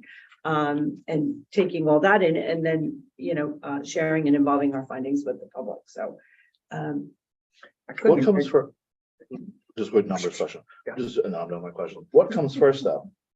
The cost, I guess it might be, I don't know who the question is for. Like, when you do projects like this, do you look at the appetite, the ability Mhm. of us to afford? Yes, Or, okay, yes, you before. have to. I You kind of look at it all right, together, right, if right. that makes sense. But yeah, the fiduciary responsibility of the town is huge because they're just getting to the point where we're paying off the other one, right? And so what can the town afford is a big piece. Right. And what can the town afford also there's a town component to this project. Right, so my question is from like the way we deliver education, right? If we had a blank slate, that would be great, right? Because Sure. no doubt we could reconfigure the 4 buildings state of the art. Right, so what I think this actually is sort of what Chad might have been asking, what is sort of the lead? What's leading the conversation? Is it looking at how other districts, exemplary schools are delivering the education and then trying to get a cost associated with that? Or are we looking at just round number purposes? I think the FOC was 80 million, 100 million, depending on reimbursement. So are we looking at what dollar amount can the community, what's their appetite? What's the top dollar amount? And then back in. I think we do both, David, sort of simultaneously. That's how we do Okay. it. And the Board of Finance is going They're to, going to tell us. tell us their view of what, because ultimately they have actually, the community has a final decision, but they're going to say what they think the town can afford over what period of time. And I know the board has been working with Phil to do some capital modeling. Do you want a trigonometry answer? The math? No, I don't even want an It's one big NCAA triangle. question. It's really a triangle, right? And you have, in Well, yeah. you have to one side triangulate is, it down. one side is sort of financial and risk, the other side is curriculum, the third side is actual facility. Here you go, man. There you That's go. And you're, basketball, the right, pyramid and you're, of me- success by right, UCLA and you're John messing with Wooden. the angles, right? It's like you're messing with each angle and it's, It's all in the back of Steve's laptop. It's right, right here. it's right John there. Wooden is That's in it. front of So that's why it's all three are considered at the same time, because it's so interconnected that you can't change one without two other things being combined. So Yeah, I look at it like the triangle that I started saying. And there's things, I'm sorry to interrupt, that Antonia talked about in Tecton just at the very beginning. You want flexible space. You want space that's green space. You want a lot of windows. You want to be able to, by flexible space, meaning making, rooms smaller, larger, how to do all of that, how to make sure that you have the appropriate facilities. We don't have the appropriate facilities in science. Right. In 3 of the 4 schools. We just don't. You have a science lab, there's sinks in it. So, or there's limited amounts. So right there, we know that we have to look at how we're delivering that. We have to look at performing arts. This came up even with that Petrocelli study years ago. What do we really need? Because we've been known for performing arts, but all within the framework of what can the town afford? And are there some things that we can get at? Sometimes there's things you can get at that don't even cost minimal amounts of money. Like I was thinking about the science lab at the intermediate school. It's on the 2nd floor. I don't know why we don't have one on the bottom floor for the 3rd graders, why they have to go upstairs. There's nothing great pressing about that room, like just even something like that to kind of fix it now. Like, oh, we didn't have a Spanish classroom. It was upstairs. They had to go. Why can't they use this room right off the library? Oh, great. I mean, it's right next to their classroom. So it's very messy work. This is the kind of work I like it to be messy, because I like to be able to do things along the way that are just things like that. But David, always it's what a- you're gonna, Oh, what sorry. it's gonna cost. I'm sorry. No, the chicken and egg is an important question. It's not quite the question I was asking though, which is, it's more just fundamental of like, what is the sort of blueprint or plan that we're working on? And hearing now that it's a moving target, totally fine. Just to re-echo what you said, Lisa, the idea of like how these all play together, sustainability, how the space is used, what's happening inside of it. The reason I'm asking these questions is because back to our very beginning conversation today, this is a subject that would be really good to have a lot of insight into early and have an opportunity to ask questions early, because when these votes do happen eventually, it's going to feel really disorienting. It was like, okay, And now blank people $1 million people have to for this many understand, buildings. yeah. I'm like, wait, how did this come to? Yeah. And to your point, there are potentially incredibly innovative things that we can do if we take our time. I'll give you just one example. How concrete is being made right now is totally transforming. I'm not a technician. I don't know anything about that, but I do know a lot of companies who are focused on this right now. How they actually are utilizing the space, how much carbon is used to make the concrete, and it's actually more cost effective. Now, that's just one tiny example. So as you're tackling this like behemoth thing, it would be really great to have insight into where are we trying to be as innovative as possible, so that, to your point, we go from number 4 seated to cutting down the nets, because we're being literally visionary and revolutionary and how we're accomplishing an incredible EOC overhaul and doing it affordably. All that is a pitch to like, how do we learn more and be as helpful as possible? Well, it is going to be a major focus this year. Yeah. So as board members, what should we do if we're not one of the 3 people in the EOC? What should the rest of us do? They're just like the facilities optimization rate. It's all public. Oh, no, I'm not And suggesting it's not. actually, I mean, how the do we committee- be helpful? I participate in the meetings. I mean. Yeah. they're open As a meetings, public so member. public- Or if you want to have a position on the, raise your hand. There's no, Yeah. private authorship here. I think Okay. Well, Yeah, and yeah, also yeah. when we talk about the timeline, when we look at the Show. district improvement plan and what do the action steps look like, and that's where you raise, like Jessica said about doing your homework, looking at documents, things like that, and then raising the discussion where, okay, in the timeline, where does this fit in or that fit in? my final remarks is we are going to create a plan for the school year, our needs presented plan. So this feeds into October. it. It also gets affected by it, right? Because now you can sit there and go, well, here's our strategic plan. Let's make sure we meet this. But if I look a little ahead, there's an opportunity to meet this a little ahead, because we're doing future planning, right? So it feeds into the short-term also, but it also informs the long-term. We're in place that particularly could feed into the short-term is what Bill's working on, facilities, because there's probably more attention in there just for or known repairs and revamp it. That may even be independent of any long-term planning. It just have to happen, right? But we don't want to freeze ourselves out by saying, well, in 2 years, we're gonna change the handlers. Yeah. Why are we please. doing this now, right? Mhm. You have to do what you have to do now. And you let the chips fall where they are, and hopefully we're smart enough to leverage these expenses into whatever we build or change later, right? And what's important is as we go along this journey, I mean, because I lived through the whole construction. I was assistant principal in high school as Reedside. I lived through Kinderland. I lived through teaching fourth grade, then going over there and teaching fourth grade at the middle school. And we had 15 portables, and then I thought the place was going to explode. Literally, it was like so loud. Cafeteria, people eating, kids eating at 9:45 in the morning because you couldn't accommodate them. So the other piece that's really important is then once, okay, this is what we're gonna, how do you use swing space? How do you move kids and staff? How do you not disrupt? I remember this one family said, the mom said to me, every year my kid followed the construction, like the whole 12 years.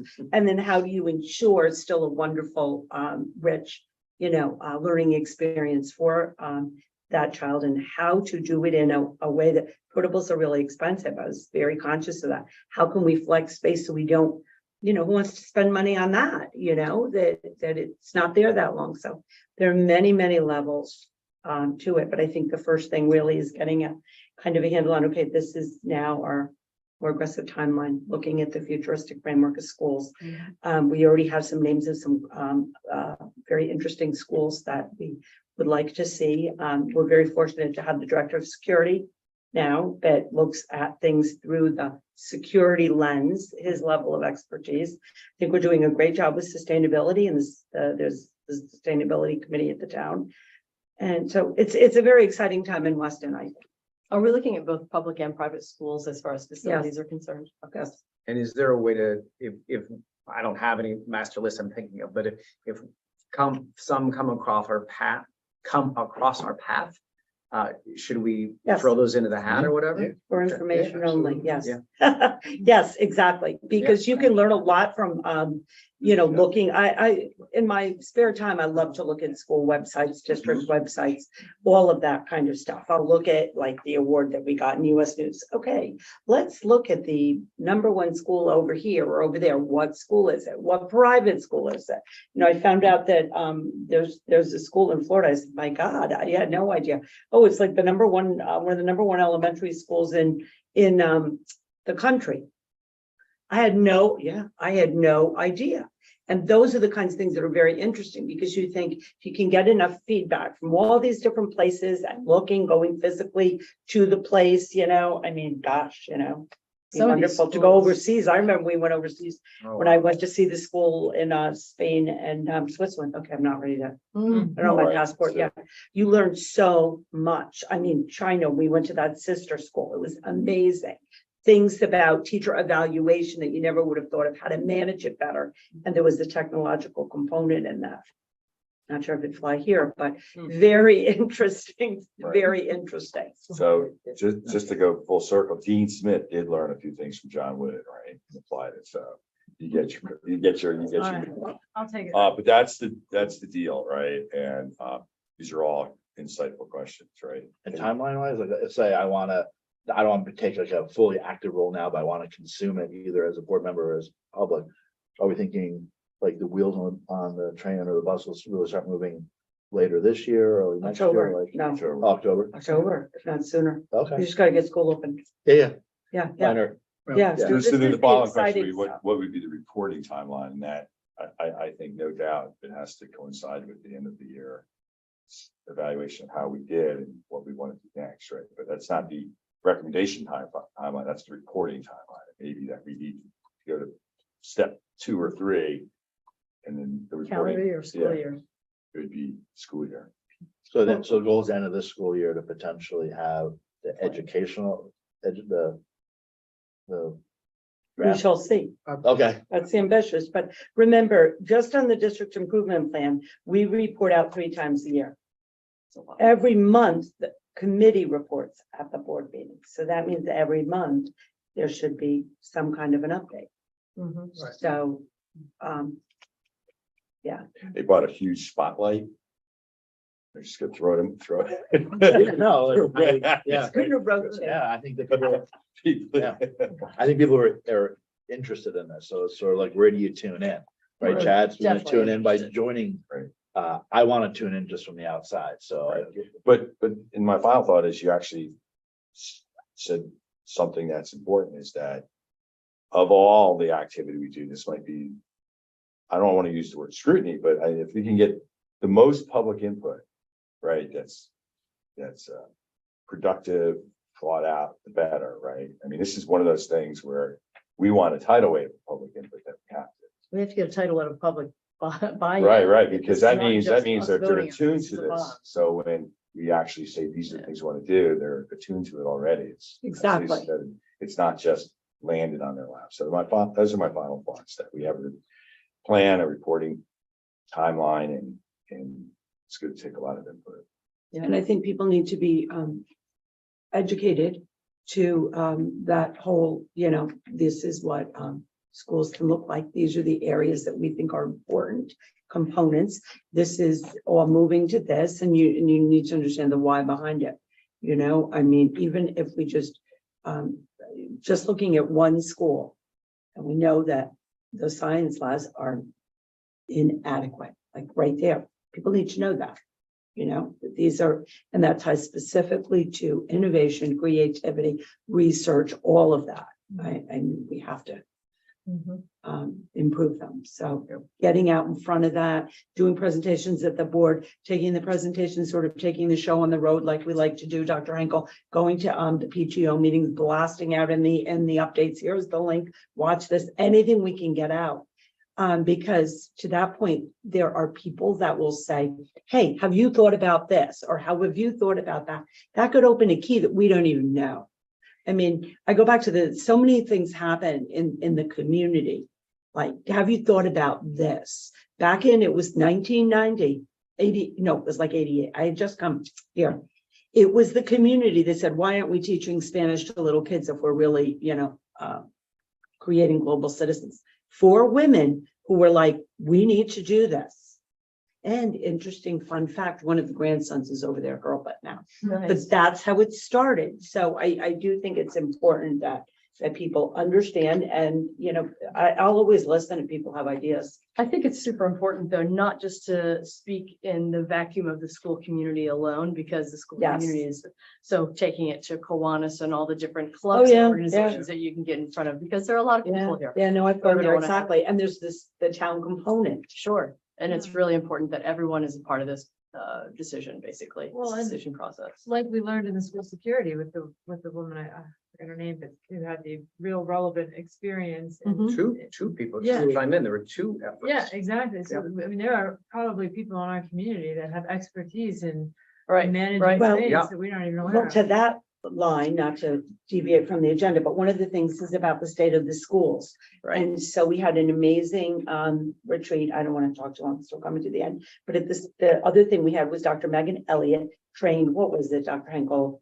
30 something of us. That came out of that. That it came out of her standing there, and she trained us in threat assessment. We had the security there, we had the PPS staff, we had all the administrators. She gave an amazing presentation. We got survey data on how people really appreciated what she did. It all came because she was there and she spoke up and And not to reached put too out fine to a point us. on, this is not about saying, ooh, look at me, but rather she texted me originally because she's like, hey, I got your name from Stephanie Feingold, blah, Yes, blah, blah. And then this whole introduction thing. No, I'm not taking credit for it. That's her but thing. it's wonderful, But it's a yeah. model of how this could be done very well. And then, as I've said now 9 times, Lisa, to your credit, about taking both those pieces of input. And I think that gives so much more of a sense of like real integrity and listening to a whole process that I think could be a model for what we're talking about now with the EOC.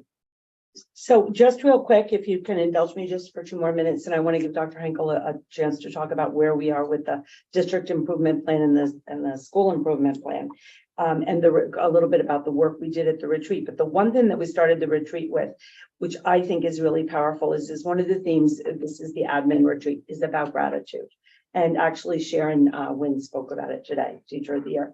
And Tracy Edwards did an incredible first hour was about gratitude. And the one thing that, among other things, that we'll take away, and we all got gratitude journals to write things and, what went well today, what did you really see today, all of these things about how to bring gratitude into your life. But the biggest thing, the biggest takeaway I had, and I think it applies to all of us that are working in the schools and volunteering in the schools, is, okay, I have to do this. And she says, it's not that we have to do this. We get to do this. We get to do this. We get to do transformative work right here that will change the trajectory of children's lives. We get to do this. And American And education, and American education, Lisa, how about that? It's so incredible when I think about that, like we get to do this, like, oh, okay, we got to do this. Yeah, we get to. It's such a gift that we are in this position. So, okay, yeah, I have to take care of it, but I get to. And it's a very humbling experience. Why don't you give us a quick overview where we are with the improvement plans? So during the retreat, we had a series of different activities that we engaged the principals and assistant principals and the assistant directors through, because one of our commitments this year from to the schools and to the teachers, we want to maintain the through line from district improvement plans to school improvement plans, but we want to validate not only quantitative data, but also qualitative data. We want to be able to incorporate a variety of data points when we're looking at success and what that means in Weston. So we looked at not only the quantitative components of data, but we also looked at survey data. We looked at observational data. We got feedback from colleagues around different goals that we want to focus on for the coming school year. We talked about curriculum implementation, curriculum design. We talked about the role of the coaches this year and how they can help, we can leverage them to help with some of these goals. So you're going to see through our district and school improvement plans, there are some commonalities regarding how we wrote some of our goals, but what changes this year is a lot of the action steps that we wrote. They're more purposeful, they're more high priority action driven. So we're not looking at a laundry list of things that we always have to do in our jobs, but what are the three 3 to 4 real high leverage impact action steps that we think are going to give us our biggest bang for our buck towards these goals. And then you'll see that we've got a through line for district goals, K-12 goals. So we want to make sure everyone can see themselves in this plan again. So that includes digital literacy, it includes visual and performing arts, it includes world language, it includes all of the K-12 departments, because in Weston we're small. So when we looked at K-12 support, we looked at a K-12 department versus specific, K2, 3, 5, 6, 8 at world language. And then the last piece is we changed our philosophy a little bit this year when we're talking about the development of our district improvement plan. Last year I came in late, Lisa and I were getting acquainted. We kind of needed to respond rather quickly around the development of our district improvement plan. And so a lot of it was driven at the central office level. But we're really fortunate in Weston that we're a small community. We are one school system, and this year, because this is the first year we were able to really work on our retreat with our admins, we're really working on the development of our district goals from the bottom up. So they're really helping us drive the district improvement plan from their school level up to the district level versus from the district level down. So you're going to see some of those shifts this year. Really building capacity. And I mean, since school went out, you did your curriculum academy, which was amazing. Absolutely amazing curriculum writing academy, getting it all organized at the end of June. Then we had the curriculum instructional leaders were trained as instructional coaches, and we had the building admin people there. We did that training.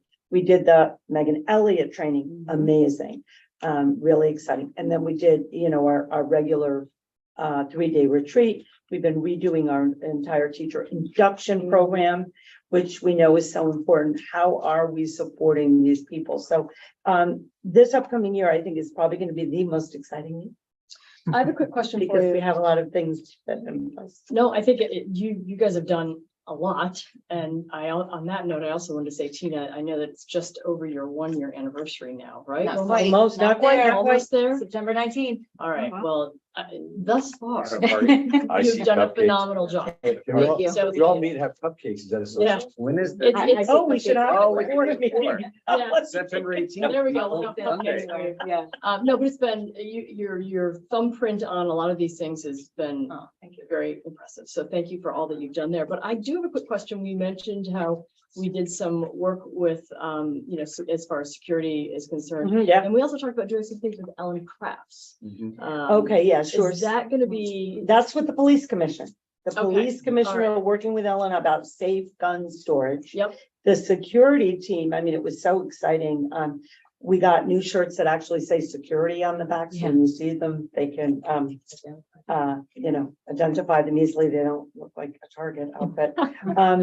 And Joe Rios, today actually had a 2-hour meeting with his new security team, the director, and something was blasted out. Hopefully you'll get it soon, where it's all about, safety and security on campus and driving and Something came crosswalks. out. Yeah. Are we gonna have Ellen, interacting both with staff or just primarily with the? I think it's primarily with the police Families. commission, because we're taking our lead with the police commission and Okay. Ellen. Okay, all right. But we've seen, we see chief all the time. Yeah, Matt Bردacki, and we went out, Tina and I went out to check I'm very worried about that crosswalk on Weston Center. yeah, I was people are not almost there. stopping there today. And people don't stop, They and didn't we've when got to she get the crossed. word out, and we're gonna be there, but I saw these little kids, I'm like, yes, I watched them cross on Sunday, I came up because they had the game for the Weston High boys alumni. Yeah. Soccer, the alumni won. It was great, you see these 40-year-old kids that I remember, like, what? It's really scary when we're calling. But we 40-year-old have to, kids, we're but sending yeah. out, there's a map, you have to look at it, if you're walking down, how do you cross? Because they push a button and then they go. And I think we need to But the talk to police- the police about having. they're on someone it, there we were over temporarily. there, right? We talked to the chief, we talked to Jim, I forget his officer last name, there. the officer, they're on it, Joe Okay. is on it, everyone is, and yet, we're not here at school all the time, like this was a Sunday. Did you say you're gonna put it in your newsletter?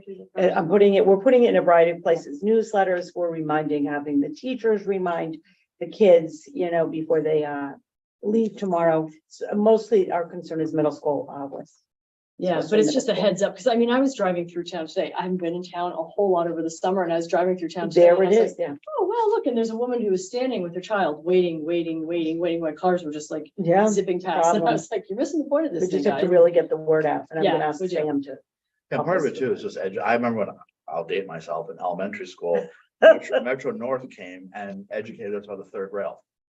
Because the third rail had just been installed, this is in Westchester. Oh, wow. So part of it is probably educating the kids as well. Yeah. Because it is a 50-50, even though it should be 80-20, the parents, the drivers should be 80% responsible. But we should be educating the kids too, and maybe there could be some time in an auditorium or in. Yeah, classrooms where- exactly, in the classrooms, Right, they have to where- talk right. to them and Look, remind them. Right, the yellow, it's just a flashing yellow light, and it's not a red light, it's not, which I think might be the disconnect, right? You push the walk button, you wait for the signal, it's white, and therefore the traffic light's red. That's not what this is. So I think Yeah. part of it is just maybe trying to educate the kids. a That's little why we bit. went over, and I wanted to see it, because I thought originally it was gonna have a thing where how like it counts down and then Yeah. it doesn't have that. No, it No. doesn't. There's no stop there. It's No.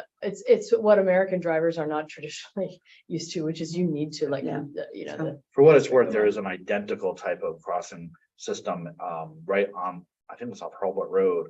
On the Wilton Board, there's the Norwalk walking trail that goes through Wilton. Oh, yes, I know where it Yeah, is. right. You're right, Yeah, and I can yes. tell you, People fly through. there all the I time. drive that road a lot because we go to Orem and stuff a lot. Yeah, yeah. I have to it's be right over there. very conscious. It's not natural. And the thing is that when someone pushes the button, people are not gonna slam on their brakes. No, it's- Wait. Yeah, you have to wait for a car. It's just the reality. but You look have to wait and for a car- see if yes. they're stopped. Yes, somebody, And that's- right. and these are little Yes. kids. When we Yeah. start school tomorrow, it would be really great if the police had a presence there to raise the awareness, because all the parents are gonna be dropping their kids off tomorrow. Well, they're very well aware that they're on top of it. We're hope going to, especially, like I said, middle school, intermediate. The little ones, they don't walk. And No, that's- no, all but the if we just, it's raising the awareness of the drivers. the people who are coming into town who haven't been here for a while, like myself, Mm-hmm. to be like, hey, look, what we have here. Whoa, you gotta stop. There's a person in the crosswalk. Whoa, raising that awareness. And you know me, I love volunteers. Can we potentially? Oh, you're a volunteer? We were actually talking about that a We little bit. volunteer. I was thinking of asking my Kiwanis for that. No, Not- like, not on a a bad serious idea. note, if we can I was across the. put field, across, right? you know, Not a bad idea. there's so many people in this town that I'm sure they would get more out of volunteering than we would get from. Oh, yeah. volunteering. And again, a shameless plug for substitute teachers. It's right on the front of our website. Wow. Okay, I'm good, yeah. all right. Anything else? Final words and wrap it up. No, this has been great. Look, I think, again, Tina. we should be very happy about the award that, that the high Yeah. school just got. It's a great way to start the year. Obviously got a lot to do because we're going to make some pretty serious decisions over the next 12 months or so. And we get to do it. And so can I have a motion to adjourn? Second? Second. All those in favor? Aye. Opposed? Thank you.